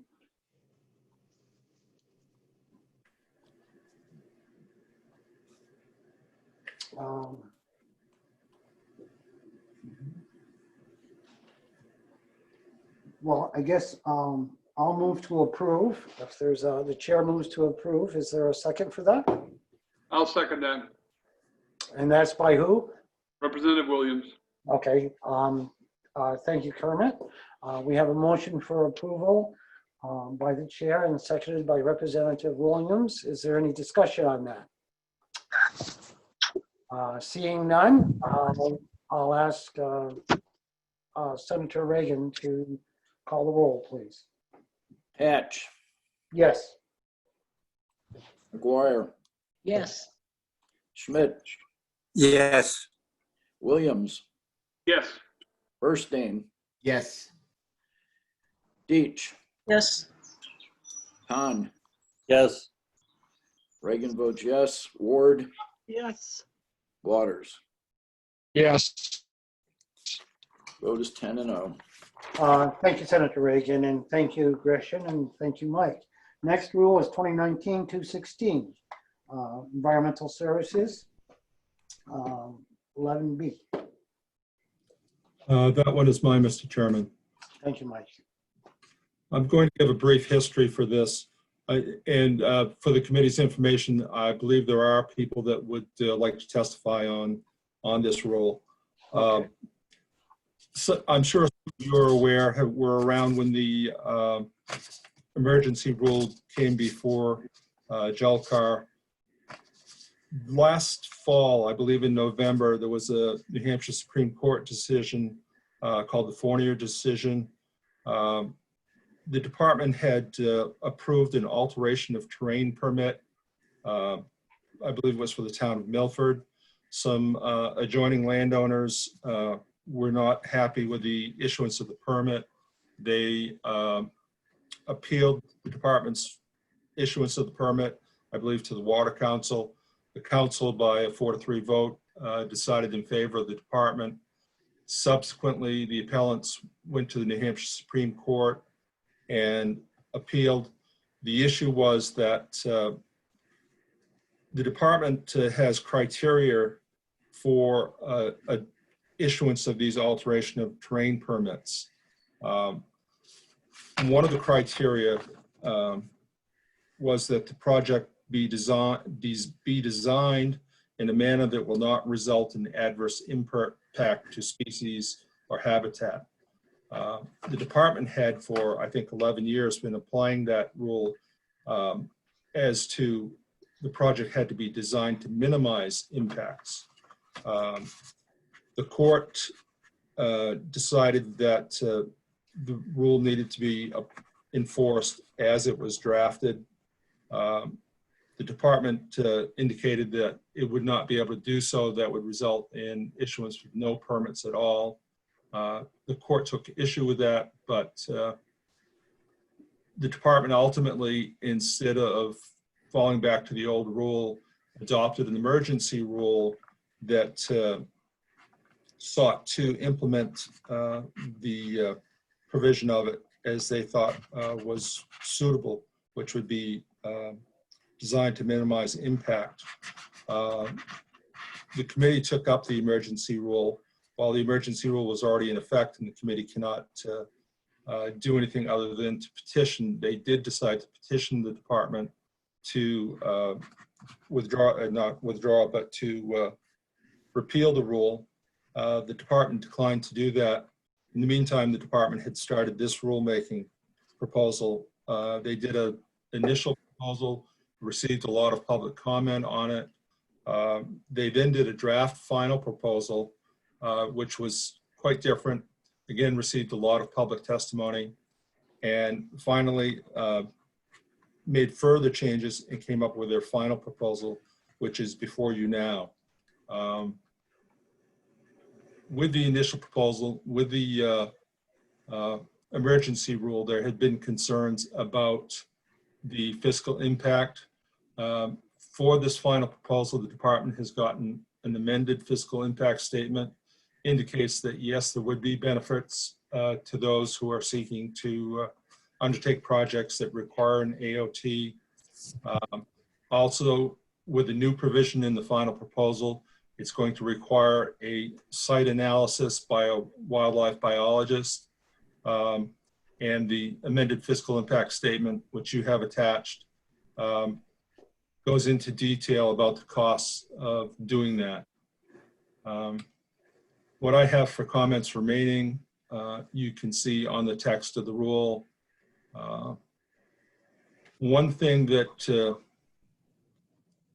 I was looking at, the newer portion, if you look at the middle of the H, where it says, excuse me? H? H. Okay, thank you. ENVWQ 1503.19, paragraph H.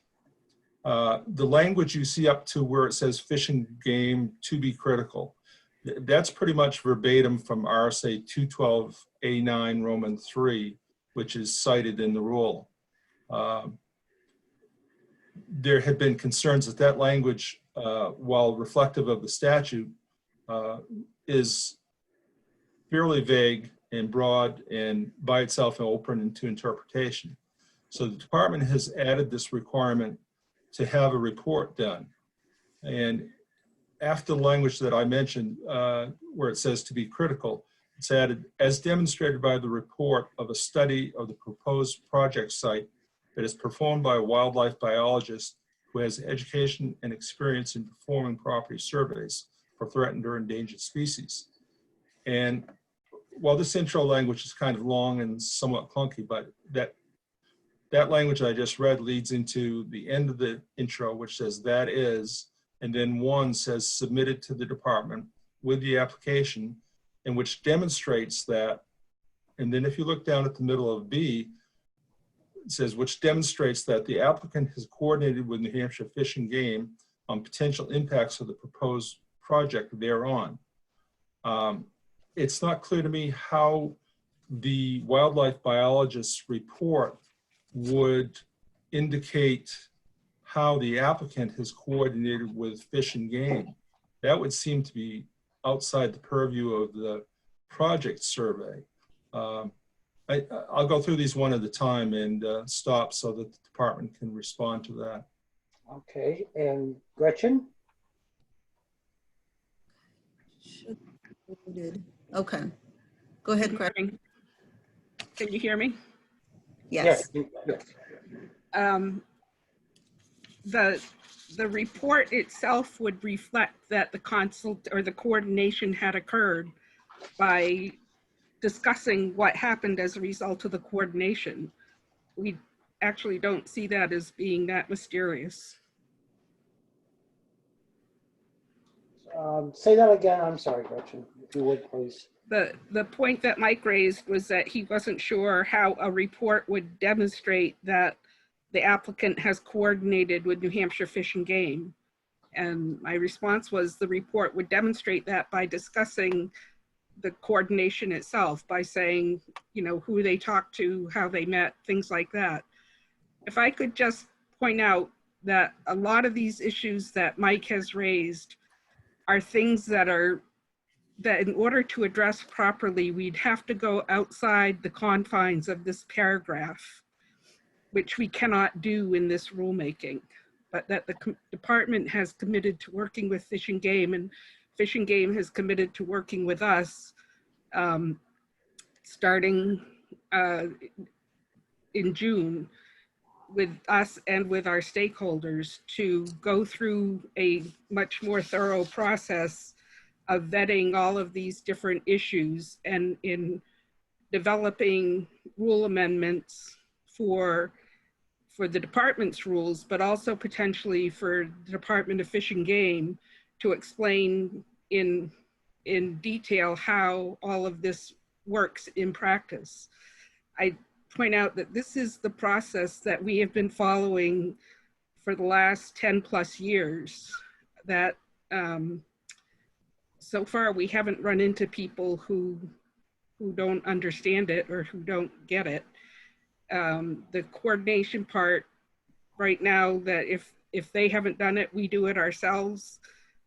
Fish and Game is really the expert when it comes to threatened and endangered species. That's not within the department's expertise, so we have to rely on that agency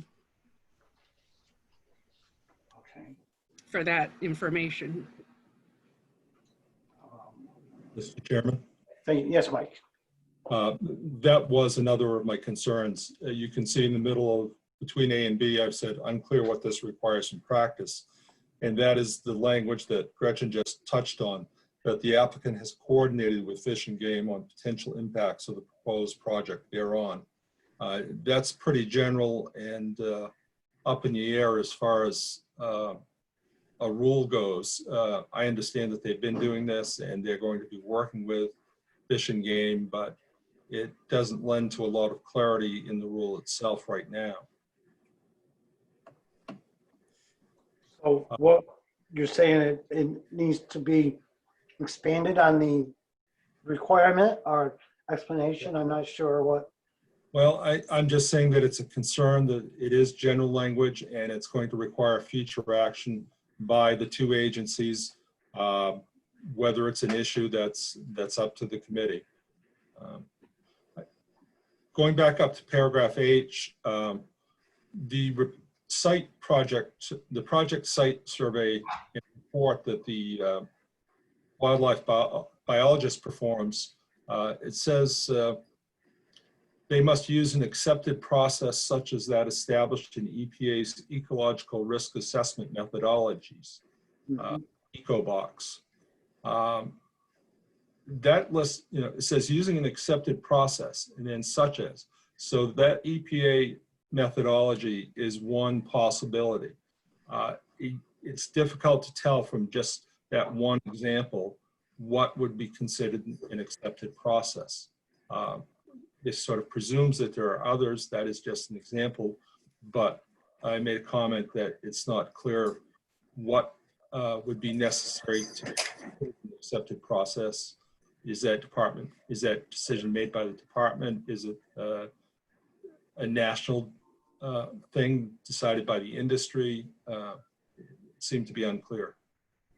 Oh, yeah. So Gretchen, is that, with a lack of a better example, is that something like NFPA that's references to that are often explicit? Is that and establish a minimum standard? Is that what this does, or how does that work in relationship to what Mike's concerned with?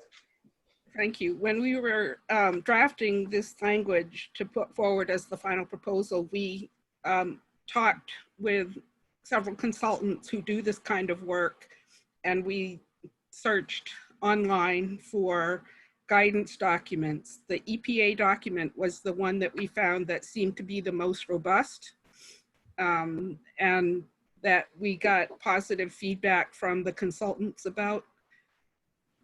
Again, this is one thing that once we get into our stakeholder process, our process of working with Fish and Game, I expect that we can flesh this out in much greater detail. But in the confines of one paragraph of one rule, it really doesn't lend itself to expounding on it. So we did the best we could within the confines of that paragraph. Okay. Any questions by anybody on that? Okay, Mike, you want to go forward, or? Yes, there's a couple other things. Okay. In the middle of paragraph B, it says, including any conservation measures recommended by New Hampshire Fish and Game to the benefit of the affected species. Not clear what the process is for Fish and Game making these recommendations, how they're incorporated into the actual alteration of terrain permit, if they are necessarily made conditions of the permit. Okay, Gretchen? Thank you, Mr. Chairman. The department, again, for the last 10 plus years, has taken what Fish and Game recommends and incorporated them as permit conditions into the permits that we issue. So the intent is that that process will continue. When we get to a rulemaking where we have more than just this one paragraph to work with, we can make that clearer. But that is what has been happening for the past, again, 10 plus years, and that's what we would continue to do. Okay. Does anybody, is that it, Mike, or do you have other items that we need to look at? I think that's all I had written down. I did have, as I was perusing this late last night, I was looking at the requirement for a wildlife biologist who has education and experience in performing property surveys for threatened or endangered species. It would be a little too late now, but I am somewhat concerned about what qualifications the person actually has to have. I mean, do they have to be a certified wildlife biologist by the Wildlife Society? Is there any particular education that is a minimum? I know that got thrown in at the last moment, the whole idea of the report, but it's something that certainly perhaps the department would want to consider fleshing out in the future. Okay, thank you. Representative Hatch, Yes. we do have 3 members of the public with raised hands. Right, that's where I was going to go to next. Yes, sir. Just before that, does any committee members have any questions for Gretchen or Mike or otherwise? Okay, see enough. If you would, Kim, just call the first member of the public. First one is Gary Abbott. I'm going to unmute you now. Good morning, Gary. Please identify yourself and where you're testifying from, and if anybody's with you, please.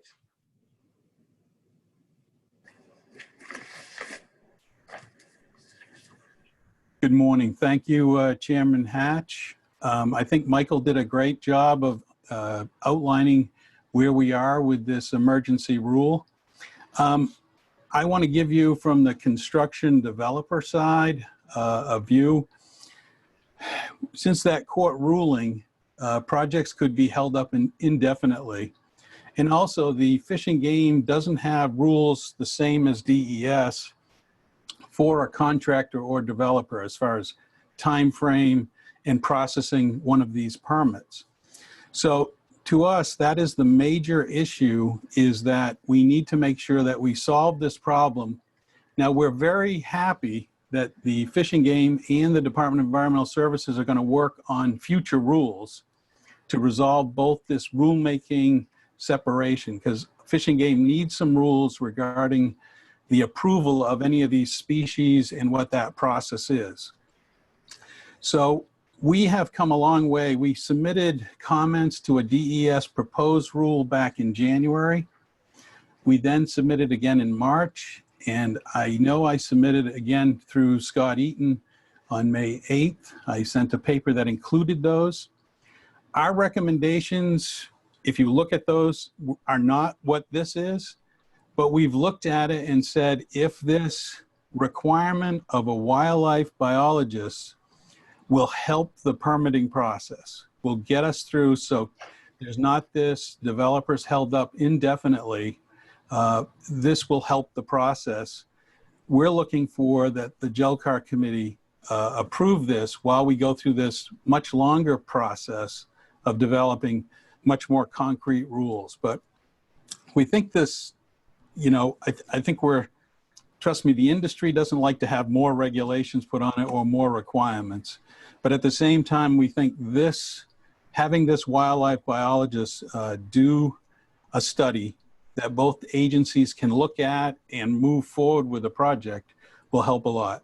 So I would hope that the JLCAR committee would pass this and push the departments to work together to get final rules in place that would address the bigger issue that we have. And I appreciate the committee taking the time and answer any questions you might have.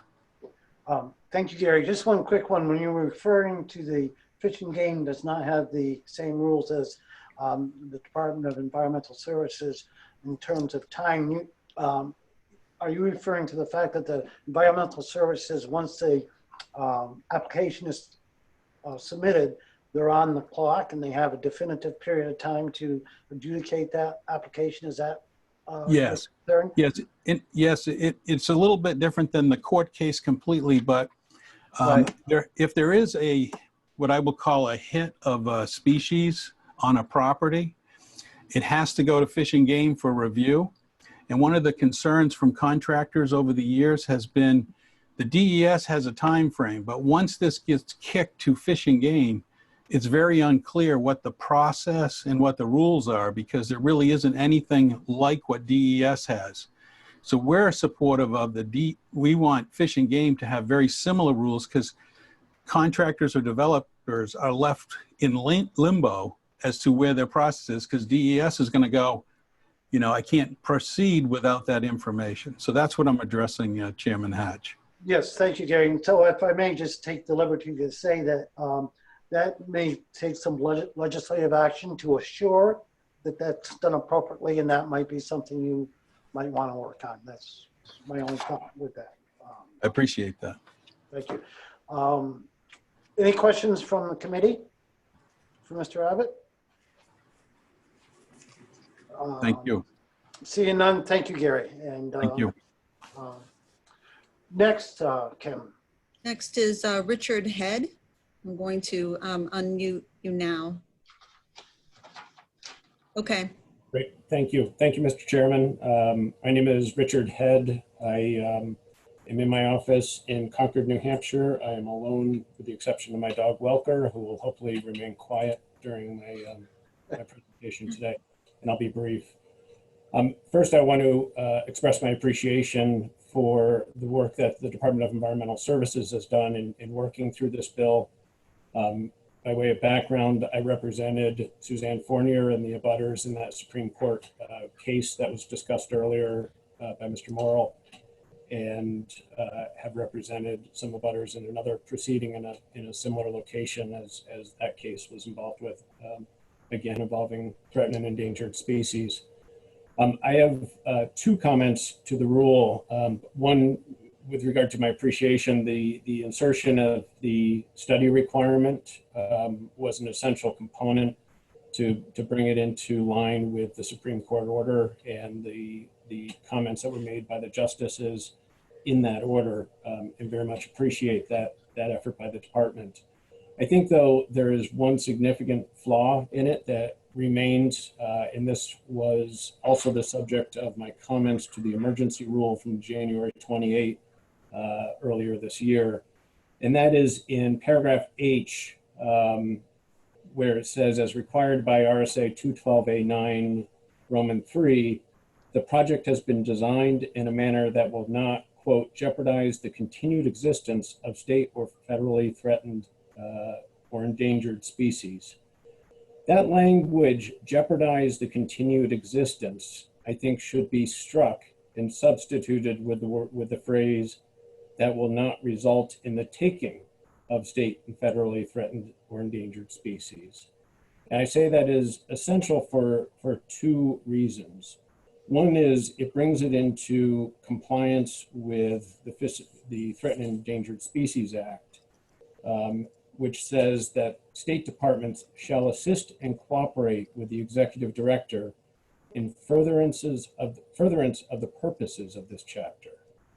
And the purposes of this chapter are described by the legislature in RSA 212A:3, which says, one, that it is threatened and endangered species should be afforded such protection as is necessary to both maintain and enhance their numbers. And then secondly, the legislature identified as a purpose that it should prohibit the taking, possession, transportation, or sale of endangered species. And that taking is the essential element.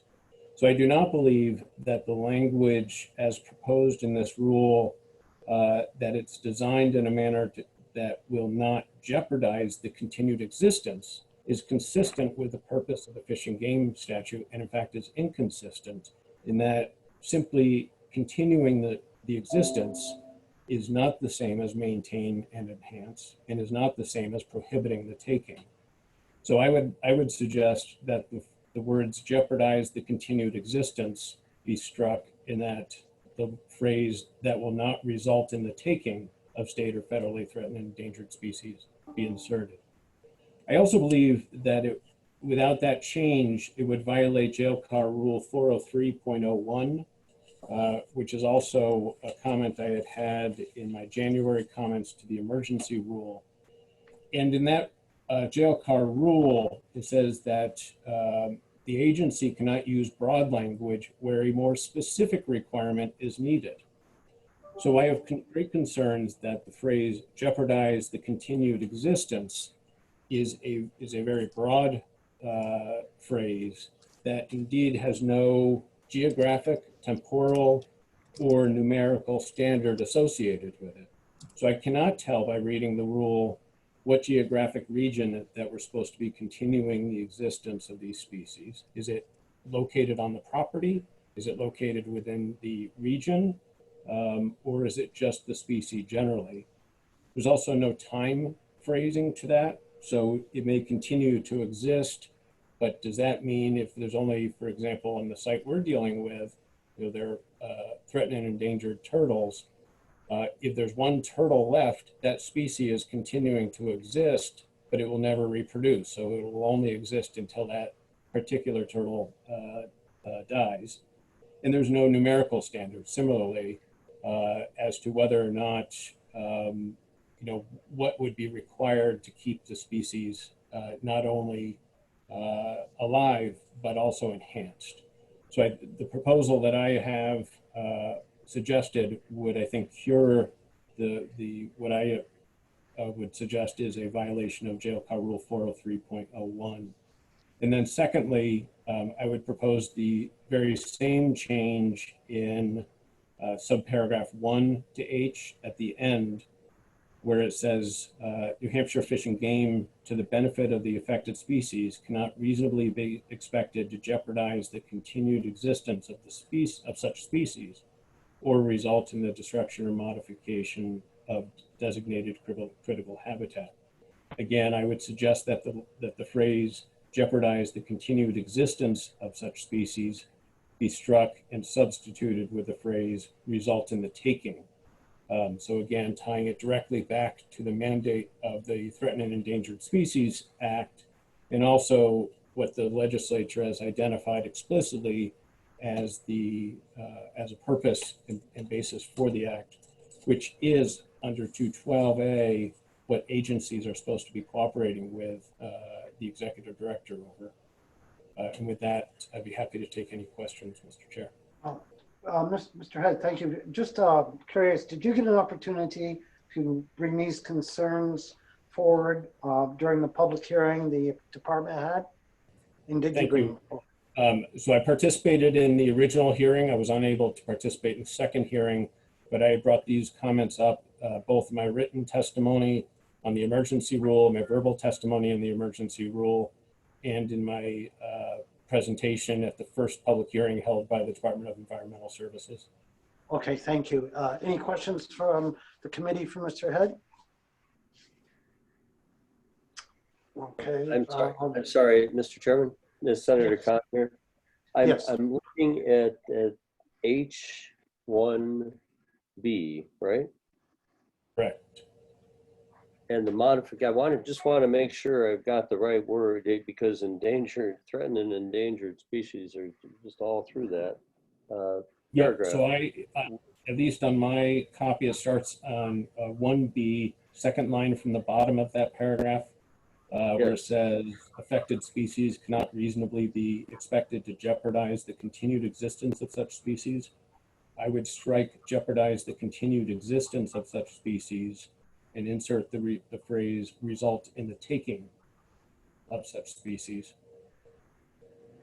So the word taking, you've cited a place where it's grounded. I mean, the word taking just has, several different meanings that when applied by different people, it wind up being significantly and that's an excellent point, and I would refer you to RSA 207:1, paragraph Roman 27, which has a definition of taking in the Fish and Game statutes in the general provisions, which defines take or taking includes pursuing, shooting, hunting, killing, capturing, trapping, snaring, and netting wildlife, and etc. I won't read the whole thing, but there is a definition that I would suggest is then incorporated because that's in the Fish and Game general statute. Thank you for the clarification. Representative Williams has a hand raised. Kermit. Yes, thank you, Mr. Chair. So I'd like to get Scott Eaton's opinion on the specific assertion by Mr. Head that there's a violation of JLCAR rules in this process. Well, JLCAR rules provide options for objection. Okay. And one of the issues regarding public interest is that a rule is stated generally when a more specific requirement is needed. Basically, that's also covered by the issue of rules being unclear. In other words, it's stated so generally that you would need an oral understanding, an oral interpretation to understand the rule. So they're really complementary, but it's always your option whether to choose from the grounds to object. So when someone says it violates the rules, really what we're talking about is there's an option for you to object under that rule in his belief. But again, it's also related to the notion of the rules being unclear by leaving certain details up in the air. Thank you, Scott. Is there anything else, Kermit? Or okay. Senator Waters? Yes, Senator Waters, you're recognized. Thank you. I had a question. You know, I'm surely familiar with the language on taking, but wouldn't, Mr. Head, wouldn't you recognize that there's a real difference between active taking of an endangered species and the potential destruction of a habitat, which would mean the inability of that species to survive? So that wouldn't it be fair to say that the taking here,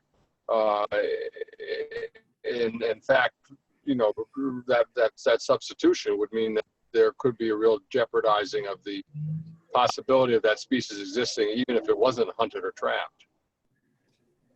I have, if I understand the question, one, I just want to point out that you're absolutely correct that the destruction of habitat is an essential element of the preservation of the species, which does not mean, and in testimony we've had in our hearings, the presence of a threatened or endangered species does not mean that the project cannot be built.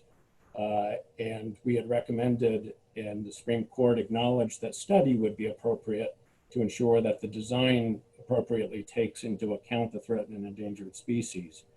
As it's written, though, the rule, and I appreciate why this is in there because that's the way the statute reads, is that the project cannot reasonably be expected to result in the destruction or modification of designated critical habitat. And that's a designation that is provided by statute. There's no rule as to how critical habitat gets designated, but currently there is no habitat in the state of New Hampshire that's been designated by the executive director as critical habitat. It's a specific designation through the statute that has actually never occurred. So in this case, the substitution of the word taking, I see, is actually critical because there is in fact no designated critical habitat. So as a result, we have to default back to the limitation in the Fish and Game statute that taking is prohibited. And that's the basis for my suggestion of incorporating the taking phrase. And hopefully I answered your question if I understood it correctly. Okay. Thank you. Any other questions for Mr. Head? Seeing none, thank you, Mr. Head. Thank you, Mr. Can we Chair. have one other public? Yes. update? I'll go ahead and Wendy Van de Pol. Going to unmute now.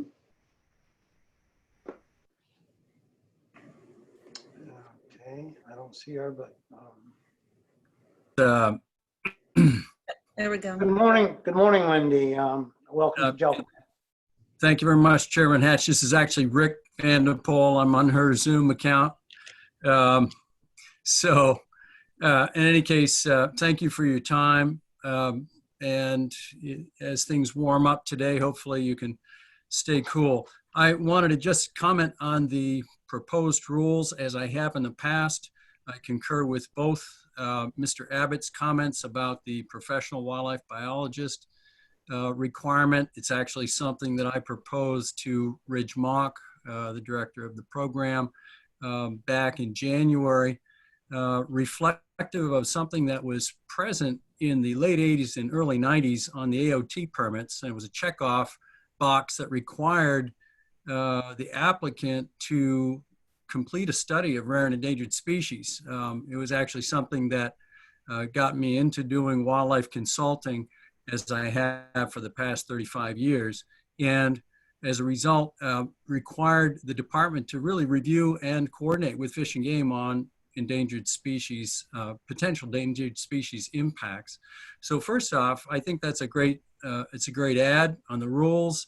I also, as Gretchen indicated, look forward to working out the details of some of these, and starting in June with the meeting that she referenced.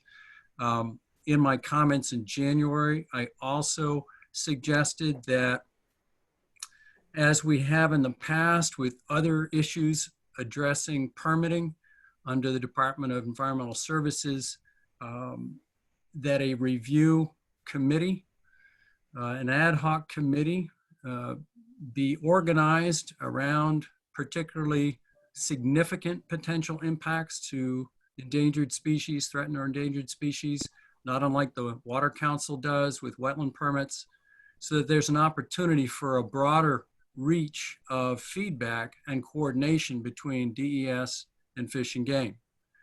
Right now, as Attorney Head indicated, we somewhat rely on the director of Fish and Game for determining something that has not yet been mapped, that is critical habitat. And to sort of get around that sort of bottleneck, because it is under the H right there under the new ad, we could also empower Fish and Game to define critical habitat on a case-by-case basis as permits come up, and enable them to do so in rule instead of relying on the director to do so, which he currently does not. And if we left that in there, perhaps would not, given potentially egregious impacts to threatened and endangered species. So I encourage the committee to add that sort of redefinition of what critical habitat is, since as you can see under B, we have an or situation. Either they don't jeopardize the continued existence, or as Attorney Head says, result in the taking of, or the destruction or modification of critical habitat. So here again underscores the importance of critical habitat and its definition, which, as I think Gretchen indicated, has been done in coordination between the two departments, but I believe could be improved upon by adding other reviewers for permits that might incur these types of impacts. So those are my two basic comments relative to supporting the addition of wildlife biologist reviews, and also providing a more defined process for identifying designated critical habitat. Okay, thank you. And Rick, is there any questions from the committee for Mr. Van DePol? Seeing none, thank you, Mr. DePol. Thank you very Kim, much. is there another attendee that Yes, would like sir. to speak? Yeah. Okay. Yes. So Robert Scott, and I'm going to unmute.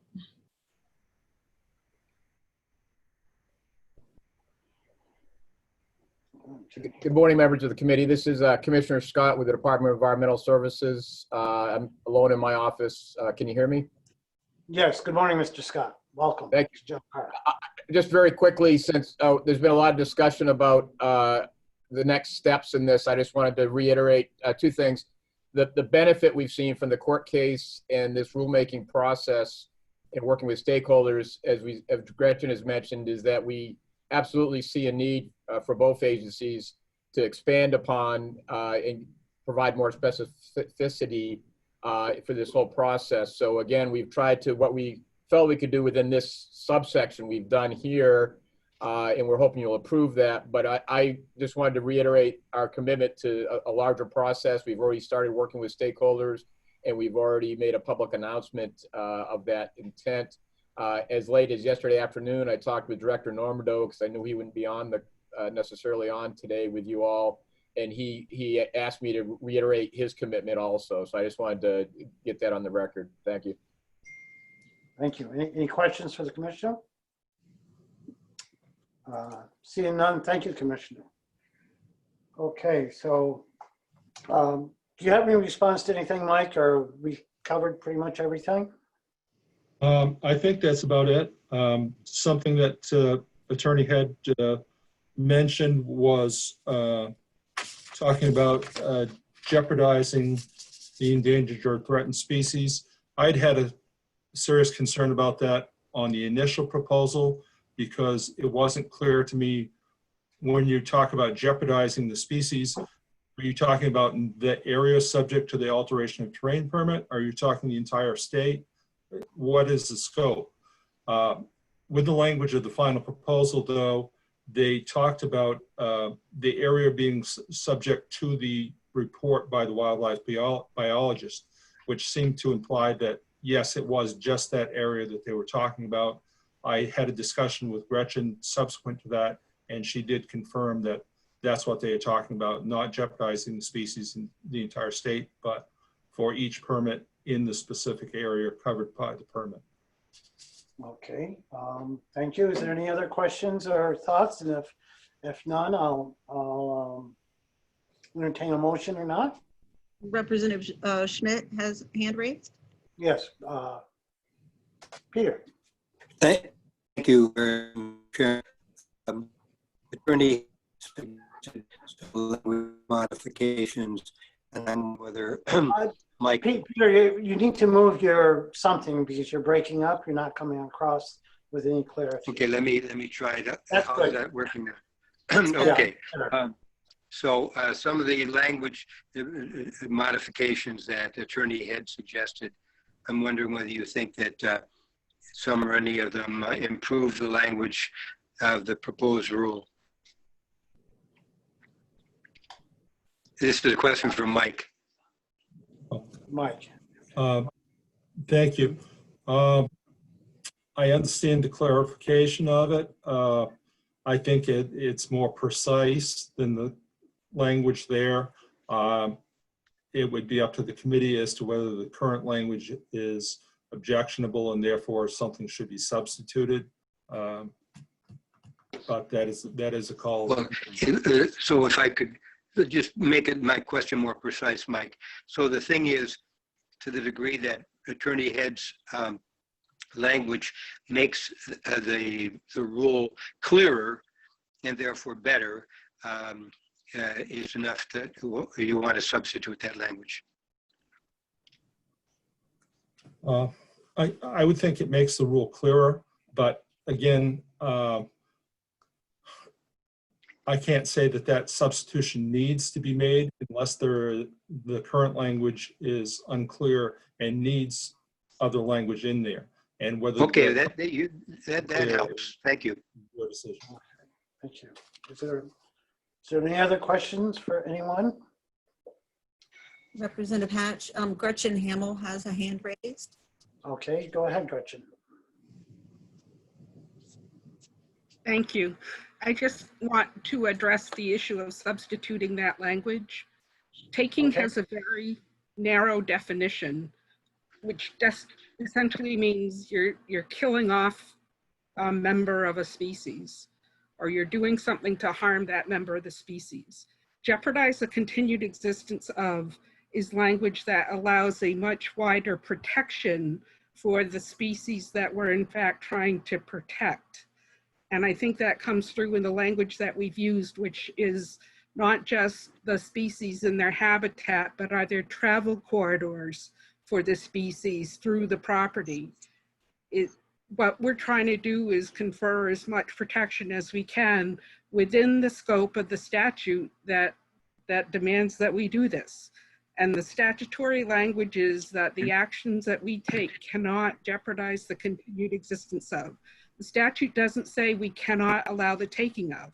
The taking is something that's covered in a separate statute altogether. What we're focused on is 212A and what we're authorized and required to do, which is to protect the continued existence of the species.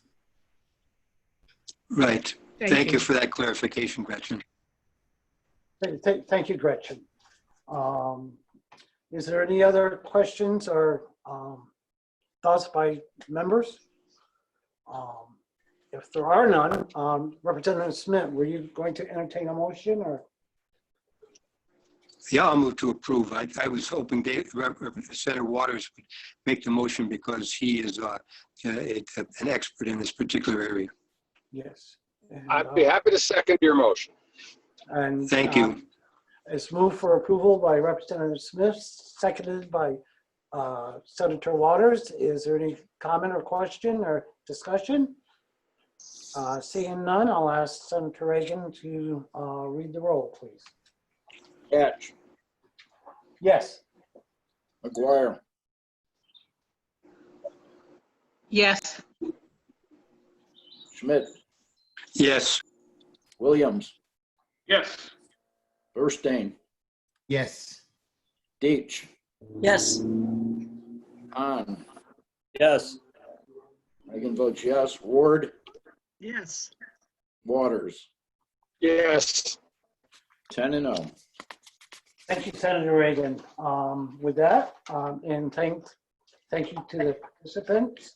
With that, we'll move to the Department of Revenue Administration, 2020. Mr. Chairman. Yes, Peter. Representative Schmidt here. I have a question. I recall your opening remarks that Cecilia Trask is in attendance, virtual attendance, and taking steno notes on this. We're at 11:25. I'm wondering whether she needs a break. Cecile, could you unmute Cecile, I guess? Yes. Are you all set, or would you like a break? If you could take a break, that'd be wonderful. Okay, well, thank you. And thank you, Peter, for bringing that up. It's now 11:28. 11:28. Would 15 minutes be ample?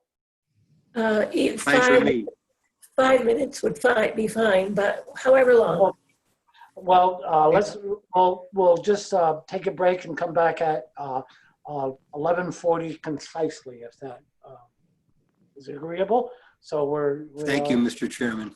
And thank you, Peter, for bringing that up. And thank you, Seal. Sorry to forget you. When I'm not seeing you right there, it's hard to.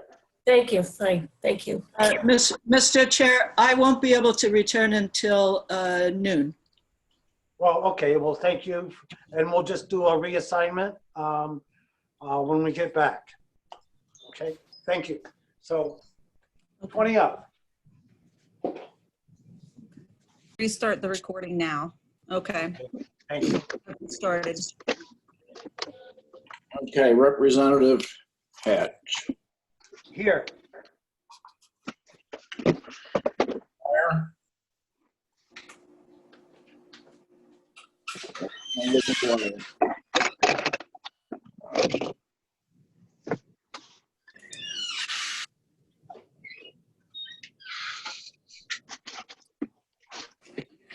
I see Representative McGuire, but I didn't.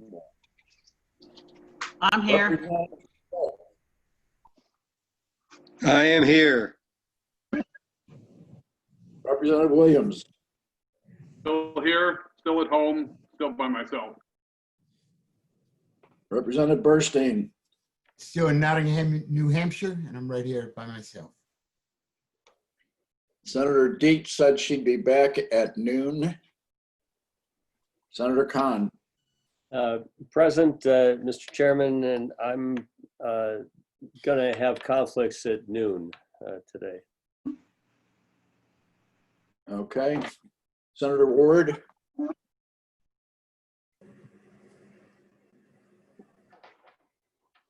And Senator Waters? Senator Waters is now in Dover, and I may have my wife wander back and forth in the background at some point, Janice Albergine. Okay, Senator Gray, are you still available?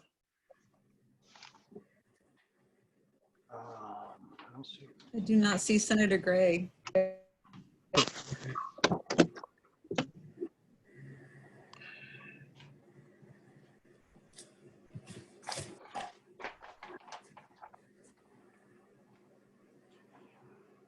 How about Representative Fontenot? Until Senator Deitch returns. I also don't see Representative Fontenot. What want to do is, Scott, go ahead. Is Representative Carrick there? Yes. Good? Yes. Okay. Okay. Carrick could sit in for Senator Deitch until she returns. I will have to go to another Zoom meeting at 1. Well, hopefully we'll be done by then. Okay, Ruth Ward is here. Okay. I lost my connection, that's all. Okay. Okay. So we have. I didn't hear my name called. This is Representative Schuett. I'm still here if needed. Mr. Chairman, we finished 5 items. We have 12 to go. Not going to be done by 1. Optimist at heart. Scott, do we need to do an assignment? Well, Representative Bearstein can continue to sit in for Representative Herzl. Representative Carrick can be designated for Senator Deitch. Very good. Okay, with that, let me see if I can, we're left off on item number 12, Department of Revenue Administration, and it's 2020-14. Okay. All right. This is a final proposal relative to hearing procedures relating to meals and rooms, rentals, tax licenses, and tobacco tax licenses and seizures. If you clicked on the memo, the short title for the subject was incorrect, but the rest of the memo is correct. There's just a couple issues with these of a substantive nature. The first is on page 2, where it says in Rule 20705H, pursuant to say 78.21.2, the department may assess an administrative fine in addition to or in lieu of a period of suspension in accordance with procedures for suspension provided in A through G above. The use of may is improper in a rule to the extent that it indicates an option to do something. The department certainly has the authority to assess an administrative fine, but in a rule context, it should be stating under which circumstances it shall. If it doesn't state it here, then it would need to state it in the rules where, in fact, fines are located. That's the only issue with that one. There's a couple notes on pages 3 and 5, just as a reminder to JLCAR that in revenue administration, almost all of their almost all of their forms are exempt from 541A. So our review of them for consistency is limited. We look for issues of authority and legislative intent primarily in that kind of issue. So we don't have the normal kind of comments you would see with another form. And the last issue is on page 5. It's a minor clarity issue, which the department can probably explain. In amending REV 20708, B, defining owner, says means a person with legal title to the tobacco product seized pursuant to RSA 7818. The rule could simply be interpreted to mean that it's an owner as defined there. And in looking at the statute, I'll just reference the fact that in RSA 7818, it says that the commissioner shall provide the owner of seized contraband tobacco products with an opportunity to appeal the seizure through administrative proceeding before the department as provided in RSA 7819. So the word owner is used in the statute, that's true. It's not defined there. The definition is what you actually see. I mean, it means a person with legal title to the tobacco product which is seized pursuant to 7818, which deals with seizure and forfeiture of contraband tobacco products. We probably would have worded the definition differently, but it's a comparatively minor issue.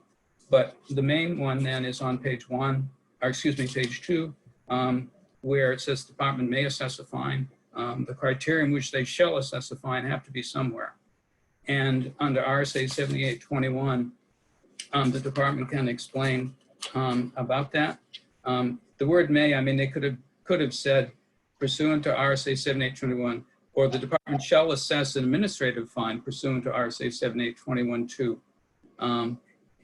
In other words, and still retain the discretion. But that the term is there, it's been there since the initial proposal. The department can explain what they mean. Thank you. Is that all? The department is here. Yes, we've got Assistant Commissioner Carolyn Lear going to unmute now.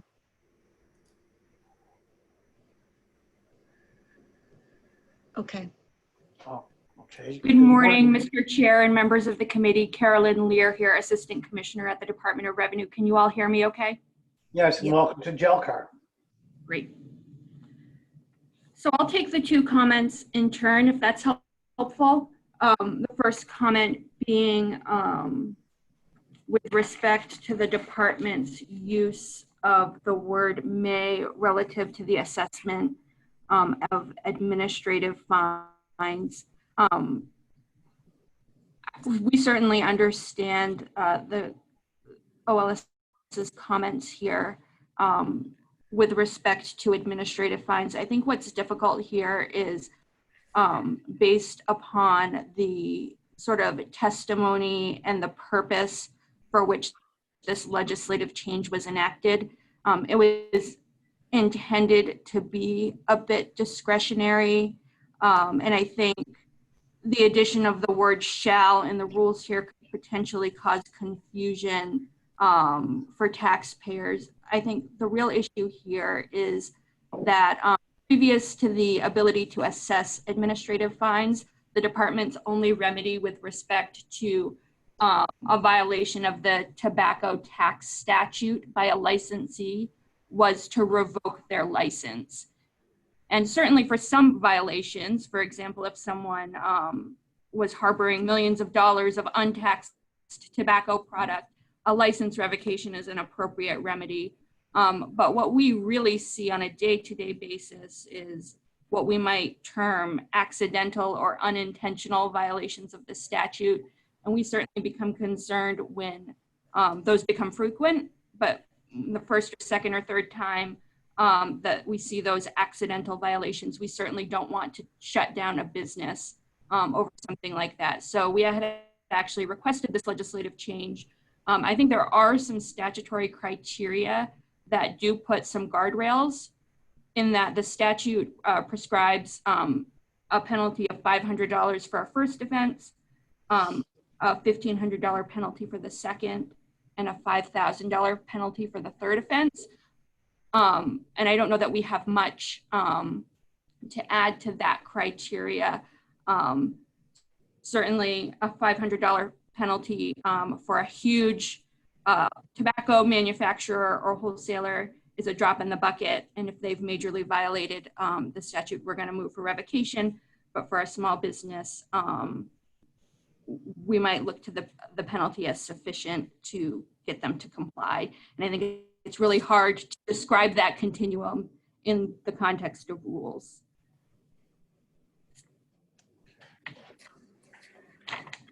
Thank you. Is there any questions or comments for Carolyn? I just had one question, Mr. Chairman. Yes. Since these are just a few changes to the chapter of REV 200, the specific criteria that were referenced for levying a fine or when to levy a fine, where are they exactly? So you have several rules proposals on your agenda today. I believe that they appear in the fourth item from the Department of Revenue, which is a specific substantive question, substantive rule relative to the tobacco tax. So what we're talking about now is sort of the procedural hearings rules, and then for item 4, we'll move on to the substantive tobacco tax rules. And I believe those rules, flipping through them now, do contain the 3 criteria for a first, second, and third offense and the fines.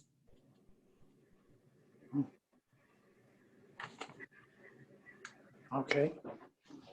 Got that, Scott? Yeah, I get it. I'm just trying to think of language that they might be able to make right now for the conditional approval to address the way it was just described. So the way that, or the circumstances under which administrative fines shall be levied, whether in addition to or in lieu of a period of suspension, are governed by the separate rules for the different kinds of taxes, or in this case, excuse me, the tobacco tax license, excuse me. So I think it's in Revenue 1008.07. Is that correct? Okay. I think. I can have the commissioner confirm, but I think that's where it's located. I'm doing a search now. Yeah.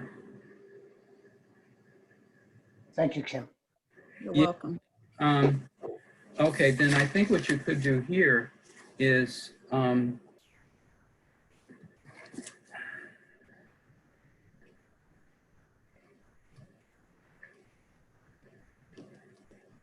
and the department can say whether this would work for them. Instead of saying, pursuant to RSA 7821.2, the department may assess an administrative fine. If they said, pursuant to RSA 7821.2, the department shall assess an administrative fine in addition to or in lieu of a period of suspension, pursuant to REV 1008.07 and in accordance with the procedures for suspension. I think that works for the department, Scott. Thank you. Okay, so the word may would change to shall. The words pursuant to RV 1008.07 would occur where it says in lieu of, comma, period of suspension, comma, pursuant to RC 1008.07, those terms inserted there. So if the committee wanted to conditionally approve the rule with those changes, that would address the issue. Do I have a motion for that? So moved. And please identify yourself. Senator Reagan. Senator Reagan. Seconded by McGuire. And seconded by Representative McGuire. So we have a motion by Senator Reagan for conditional approval and seconded by Carol McGuire, Representative McGuire. So is there any questions or discussion on these motions? Seeing none, we'll call the roll, please. Phrases, seeing none. Representative Hatch. Yes. McGuire. Yes. Schmidt. Yes. Williams. Yes. Burstein. Yes. Carrick. Yes. Khan. Yes. Reagan votes yes. Ward. Yes. Waters.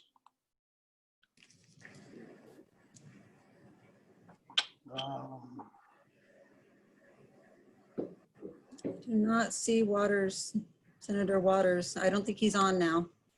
Okay. Representative Hatch, you could designate Representative Schuett to sit in for Senator Waters if you'd like. Yes, that's fine. Oh, okay. It looks like Waters is joining now. Oh, okay, excuse me. Well, thank you, Diane.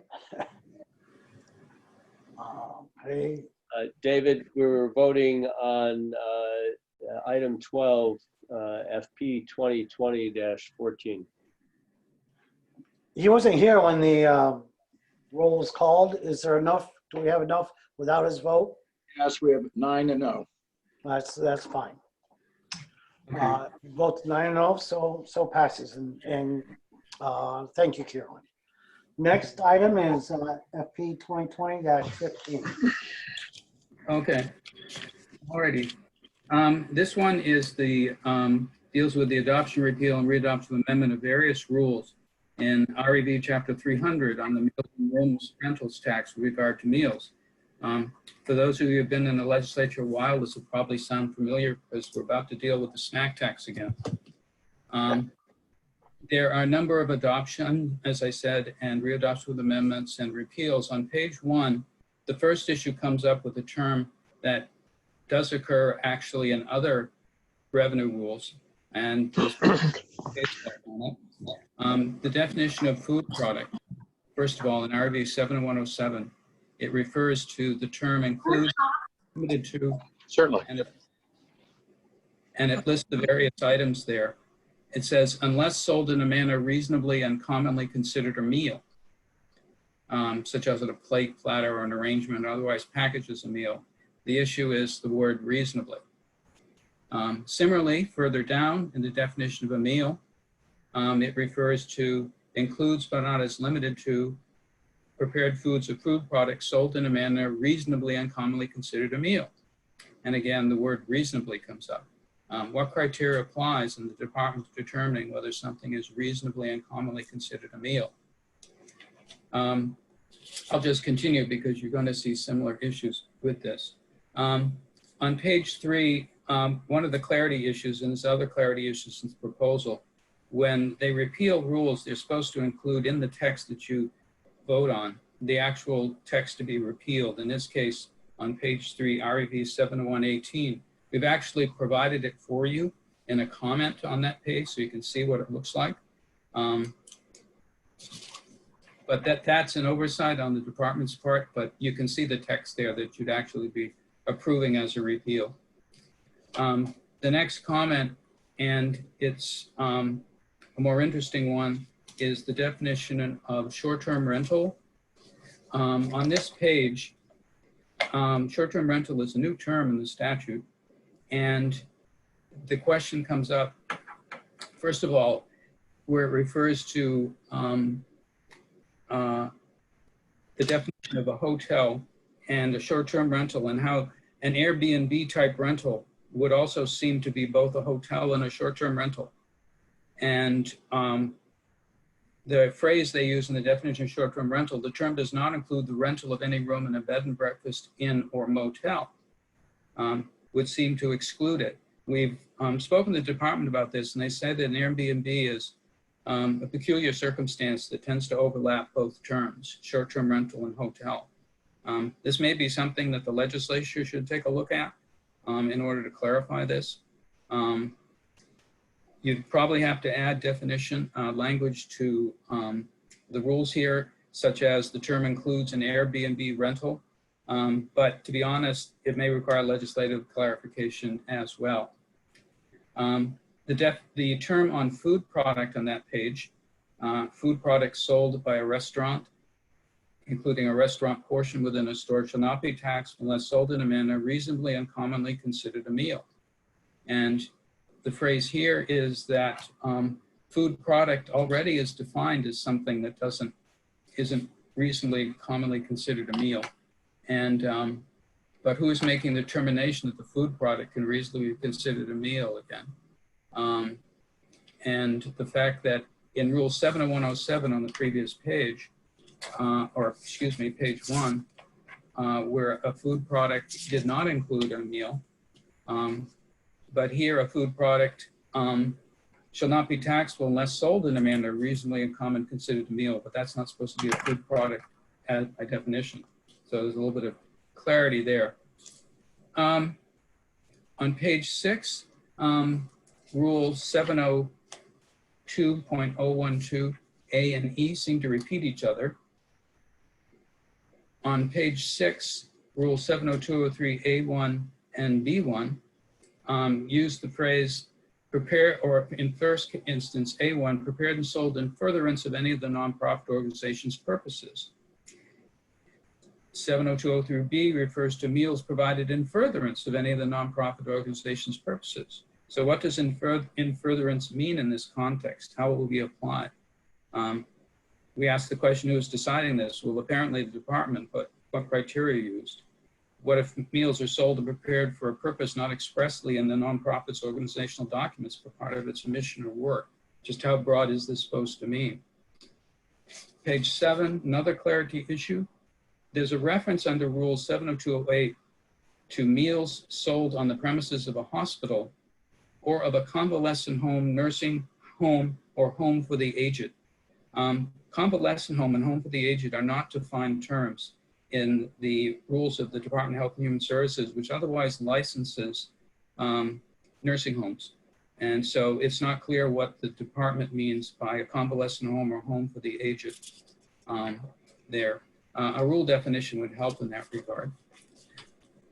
The last issue is on page 9, bottom of the page, relative to surety bonds, where it says that the bond shall be an amount fixed to secure the payment of any tax, interest, or penalties due, or which is estimated to become due during a 6-month period, whichever is greater. Now, the relevant statute permits the commissioner to order a bond to secure payment of taxes in any situation which, quote, renders the collection of the tax in jeopardy. Now, the RSA doesn't include the criteria used to determine the actual amount. So the statement on a bond to secure taxes which is estimated to become due in a 6-month period may be within the broad authority under the RSA, but this is an example where there probably should be further clarification, again, by the legislature to determine the amount of such an estimated tax. Those are the issues with it. Again, a number of sort of generic clarity things, but also, as pointed out, when it comes to the definitions of short-term rental and hotel, the issues of food product and meal, that it may be a time for the legislature once again to revisit this, although they'd actually done it only quite recently. And that's it. Thank you, Scott. And your response, Carolyn? Yes, again, it's Carolyn Lear, Assistant Commissioner at the Department of Revenue. I'll begin with probably the comment that's most frequently throughout the rules, which is the use of the phrase reasonably and commonly in several places in an attempt to help clarify what is a taxable food item. So I think the issue that we encounter here pretty frequently from the department is that it is difficult for our taxpayers to determine what a meal is. And what the reasonably and commonly phrase is trying to get at is that it's not how the person intends to eat the item, but it is how most people would intend to eat the item. So I might decide to eat a gallon of ice cream for dinner, and that would go for me. But it is not reasonable or common for someone to consume a pint of ice cream or a gallon of ice cream for dinner, and therefore it doesn't therefore become taxable because I intend to eat it a certain way. That's really what that phrase is trying to get at, sort of.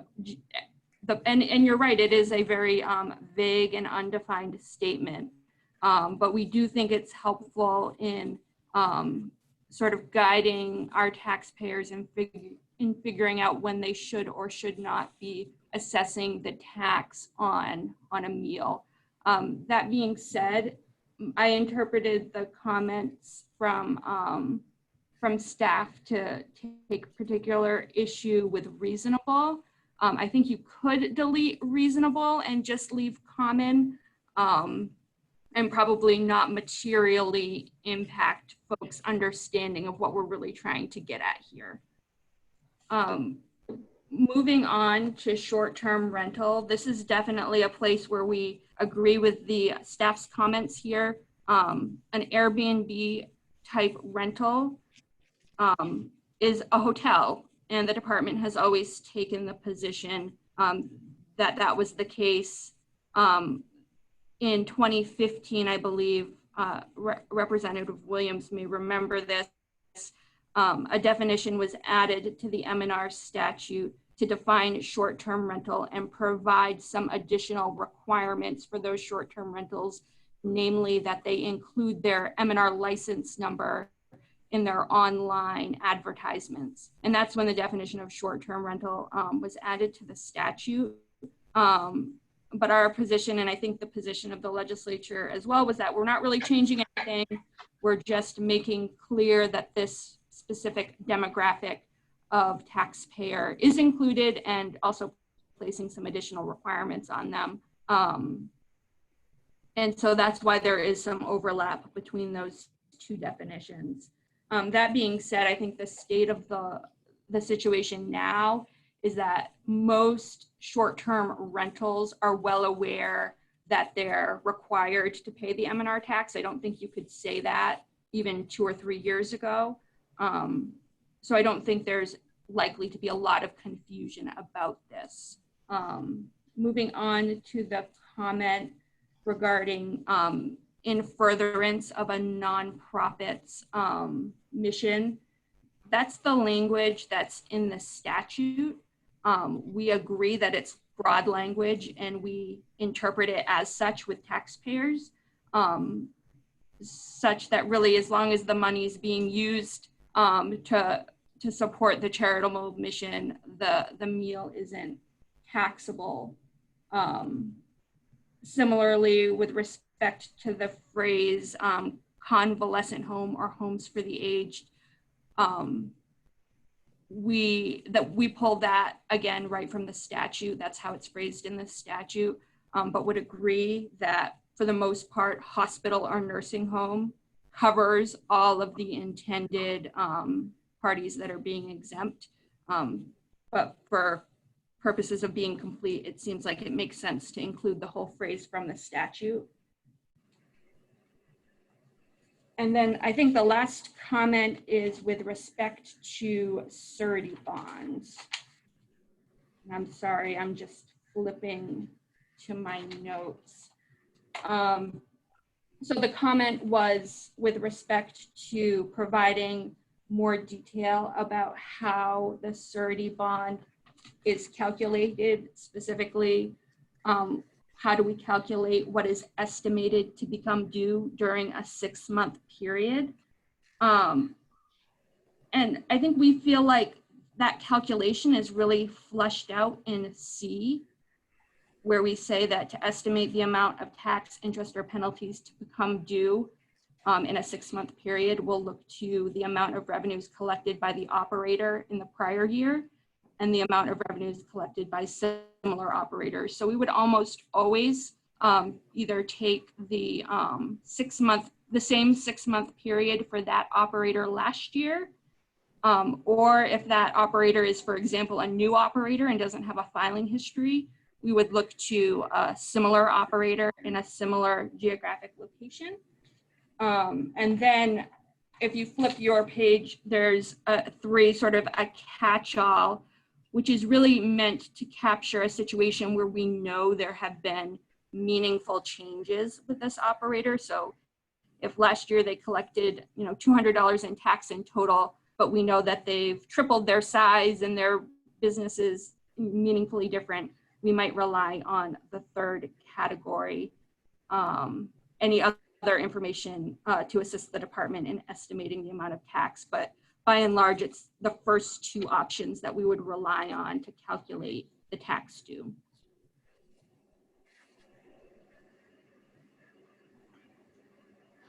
Are there, Scott, do you have any response to that, or? Well, I see your point about the last issue. The other ones regarding clarification could always be revisited. As I said, the ones regarding food have been revisited before. And there's always probably going to be an issue of clarity regarding those.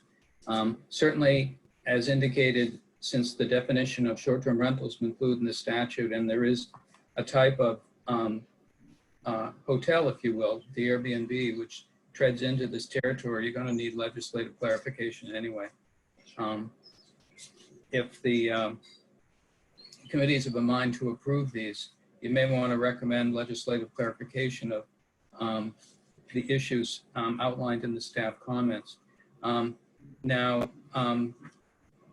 the department representative did indicate on page 1 removing the reference to reasonably and commonly, reasonably and,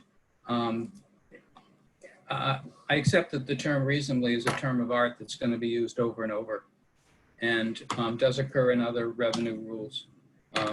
If it's not a problem with the committee, you can leave it in. But if it doesn't affect anything, then that phrase, which occurs in 7107 and 7012A3, could, for those words, reasonably and, could be deleted without changing the impact on the department. Then they could be deleted. We just didn't know what the term meant and what criteria applied in determining what was reasonably considered something. So it's suggested to remove reasonably and leave commonly. Reasonably is a relative term. Is that the issue, I guess? Yes, it's a term of art, and as I said at the beginning, there's case law determining, depending particularly in tax law, about what reasonably means. So up to the committee if you think that it should be deleted at this point. As I said, the department indicated that if they took it out, it wouldn't change anything for them. It would, in this case, simply get rid of an unclear term. Okay. If I may, I have a question for Carolyn, and it's just in 70208B, provided by a nonprofit organization as provided in RS 78A 6C1 or 7. Am I to assume that that only covers 501c3s, or is that nonprofit carte blanche? It is not all nonprofits, and it is not just 501c3s. It is a number of specific C. Oh yeah, C, yeah. But okay, thank you. That answers that for me. Is there any questions by any of the committee members or staff? Representative Williams. Yes, Kermit. Thank you. Thank you, Mr. Chair. So I'm pleased that Carolyn remembers interactions with my committee on these subjects. I would agree that there is a need for legislative clarification on the food description or structure for when it gets taxed and when it's not. But as Carolyn will probably remember from long discussions in Commerce, that's a difficult problem. I'm sure that lots of other committees have looked at that as well, and so I'm not sure where we go with that. My specific question had to do with the definition of short-term rental, because it's defined at least two different ways in statute. And the rule is properly written in that it refers to 78A3, but elsewhere in statute, so that defines it as 183 days or less, makes it a short-term rental. But elsewhere in statute, it's defined as 30 days or less, making it a short-term rental. And I'm curious as to whether there have been proprietors of short-term rentals who have complained about the difference in statute. That's a really good question. Yeah, so most of the health and safety, I believe, municipal health and safety statutes define a short-term rental as something a bit shorter for purposes of determining whether the tax applies. So long as it's for less than 185 days, the tax applies. I don't believe that we get a lot of questions about that, or have otherwise heard that it's confusing. There was, and it may also have been in front of House Commerce Representative, a proposal to shorten that time period to match the other definition of short-term rental. And the concern has always been the revenue impact, right? If you narrow the definition of what is a taxable short-term rental, you're most assuredly going to reduce the amount of revenue attributed to those. Is it possible that people who are following that other definition are not actually paying their rooms and meals tax on a longer than 30-day rental because they assume that that doesn't qualify? It's certainly possible. I think we see a lot of non-compliance in the short-term rental arena for a number of reasons. Probably some folks just aren't aware. Some folks think that they're pretty hidden, so there's a low chance of them getting caught. And some of them are just, they're not business people. They're just renting, their vacation home, and they don't even think about the fact that that might have tax consequences. I've not ever heard that stated as a specific reason as to why someone that we've made contact with isn't complying. I would say, if a taxpayer ever did say that, that's certainly something that we would consider when talking about things like interest and penalties for noncompliance. And that's the case with all of our taxes. Genuine misunderstanding of a requirement is something that we often consider as it relates to interest and penalties. Thank you. Any other questions? I have one, Carolyn, if I may, just to your comment, that shortening the definition of short-term rentals, say if you went from the 183 days to 30 days for all, how would that decrease revenue? Just curious. I would think it would have the opposite effect. Or did I hear you wrong or understand you wrong? So the 185-day requirement, what that means that is the tax will apply to your rental for up to 185 days. And then if you trigger that 185 days, you're now considered, for purposes of the tax, a permanent rental, and the tax doesn't apply. So if you lowered it to 30 days, more rentals would not be subject to tax. Got it. Thank you. Thank you for that. Is there any other questions or comments? I think I might just make the motion and use the language that Attorney Eaton suggested in terms of taking out reasonable in that one area and move for approval considering that. Is there a second for that? Second, Ruth Ward. Second, Representative Schmidt. Representative Schmidt, seconds. Is there any questions, discussions, or otherwise? If there is none, Mr. I'll Chair? ask. Yes. Mr. Chair, wasn't there a concern that we get legislative clarification on some of the other issues? Yes. Thank you for that. And also with a recommendation to the agency to seek legislative clarifications on the items mentioned by Attorney Eaton, and I would even assist the agency in that endeavor. So, Seconder approves that as well. thank you, Representative Smith. Is there enough clarity for the motion? Is there any questions or discussion for that? It's been made and seconded.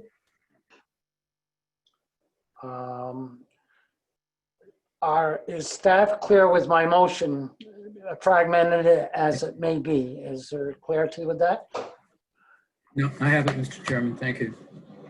Okay, so with that, I'll ask Senator Reagan, and thank you so much for the roll, please.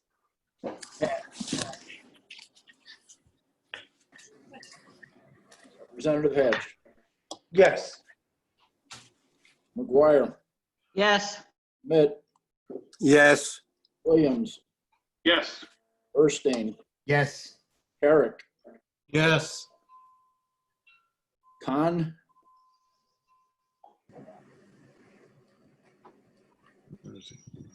Senator Reagan. Senator Reagan votes yes. Ward, Yes. Waters, Yes. we have 9. Just a note that I am here and I vote yes, Jean Deach. Okay, thank you. Thank you, Senator Reagan. And we're all set with that.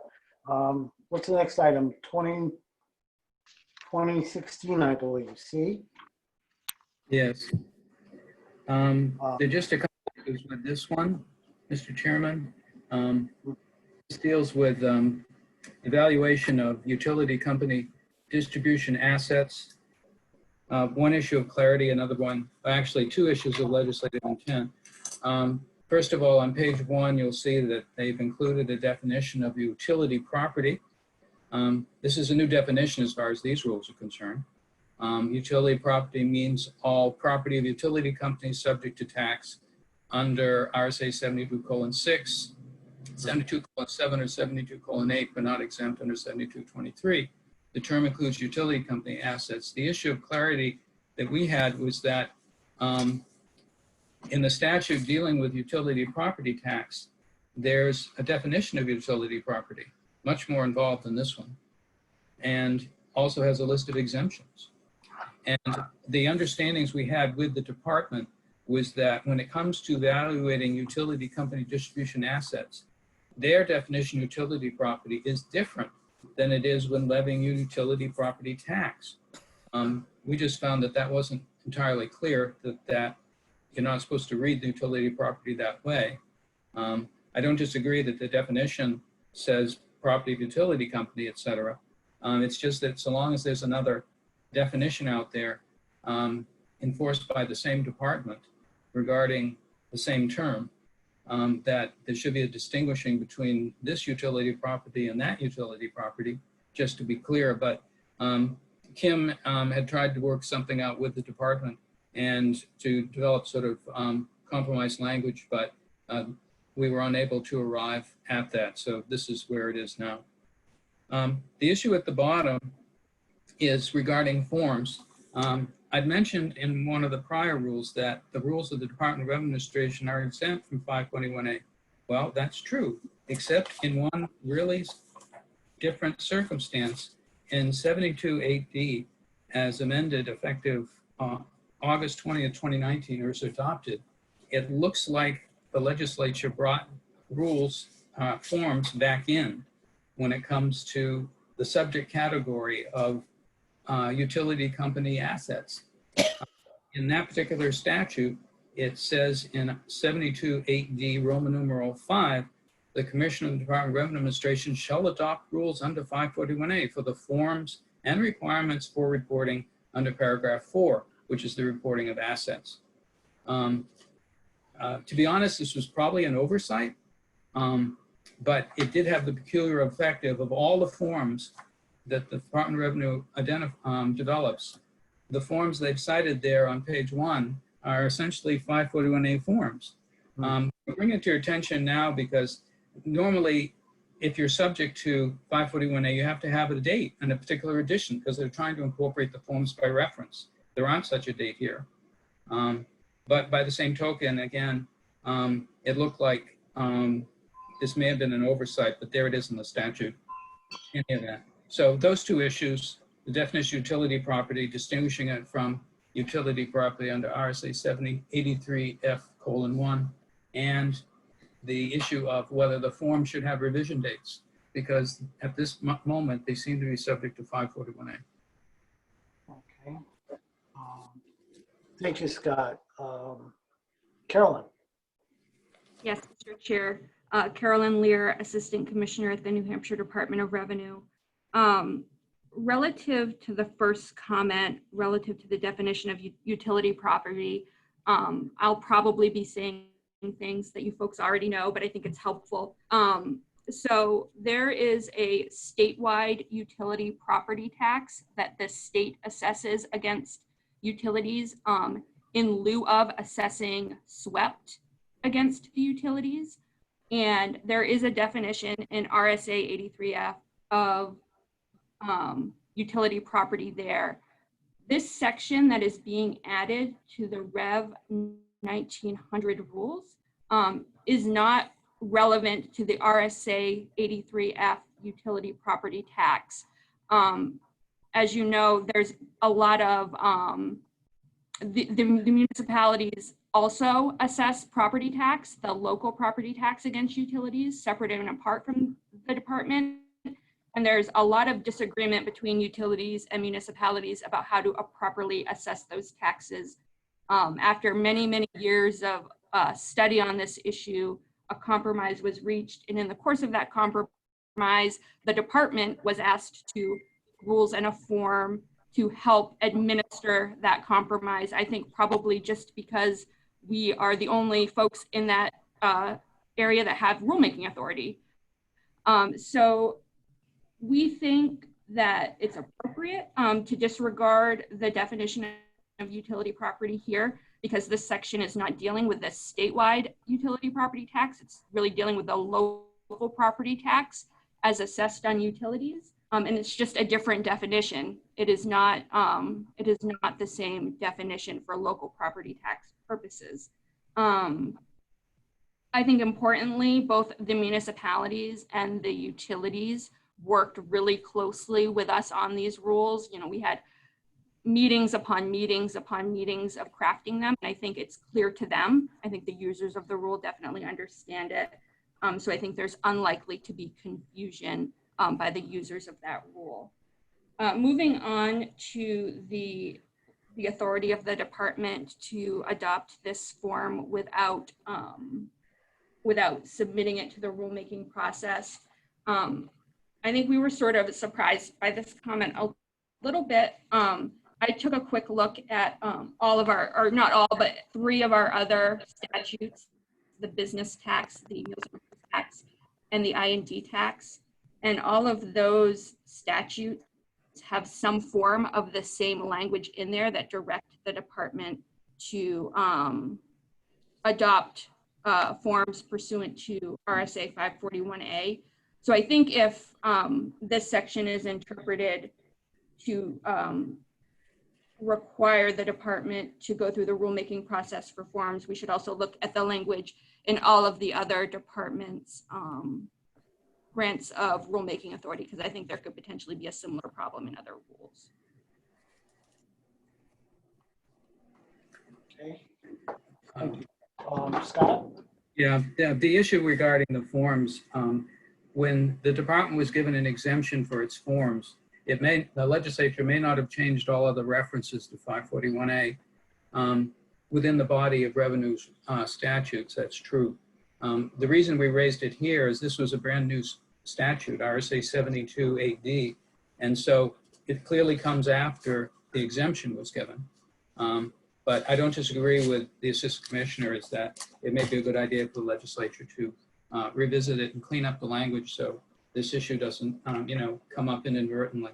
As I said, I think probably the language we've included here is about being subject to 541A by mistake or misunderstanding, because it does have an exemption for its forms. It just, you can end up having being subject to 541A gradually come back unless you carefully, reference the exemption anytime you're going to talk about forms for the department.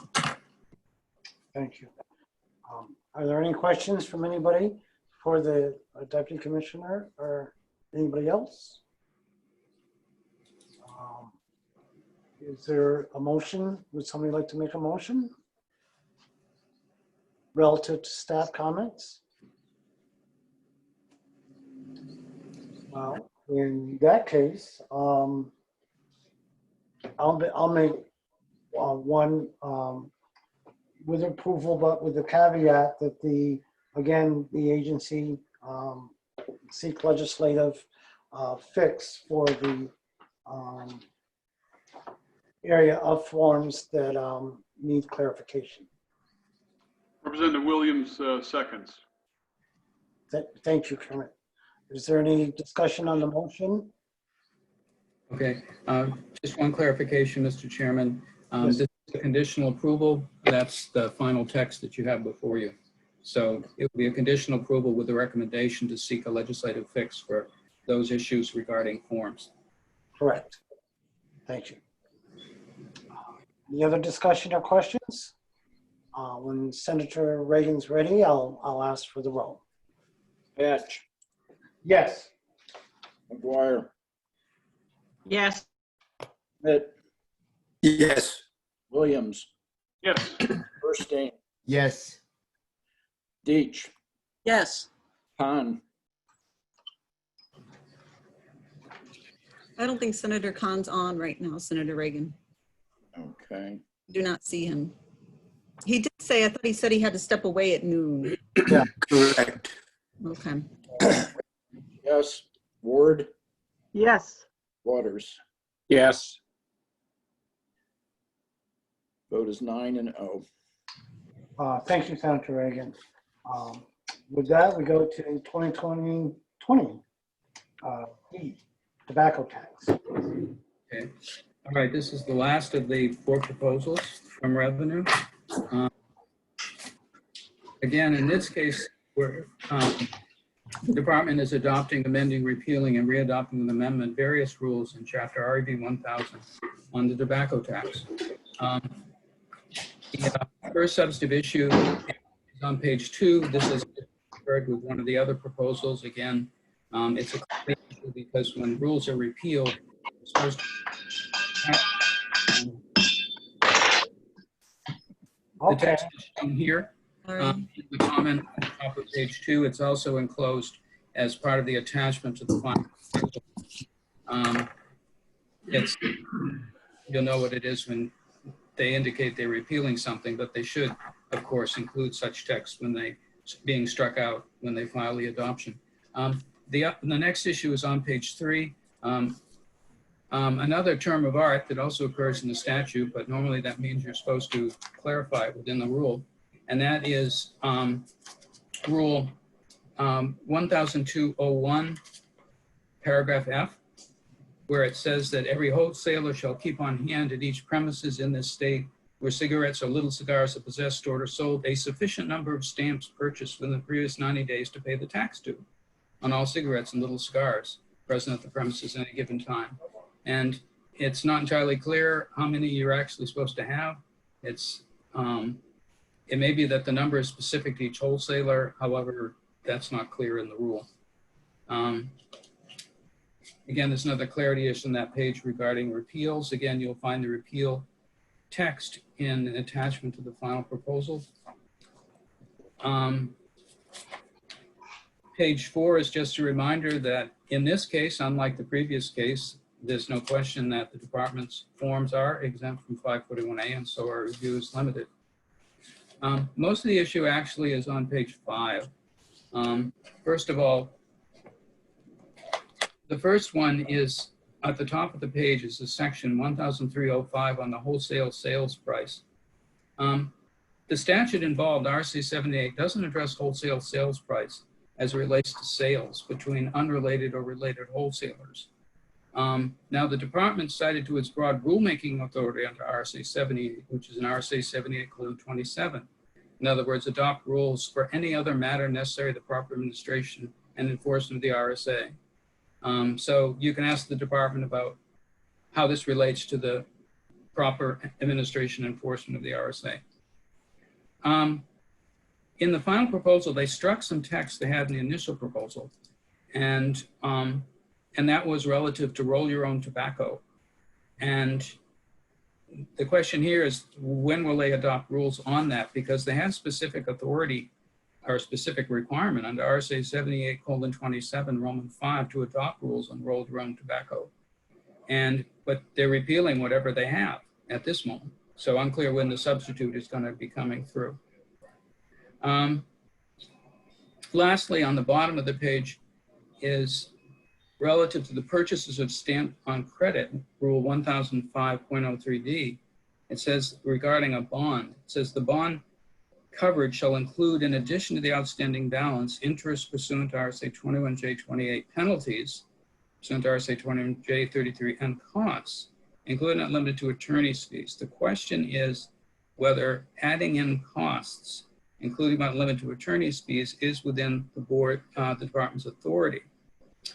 And again, the department relies on the fact that no one questions they can require a bond, and they're relying on their broad rulemaking summary grant, any other matter necessary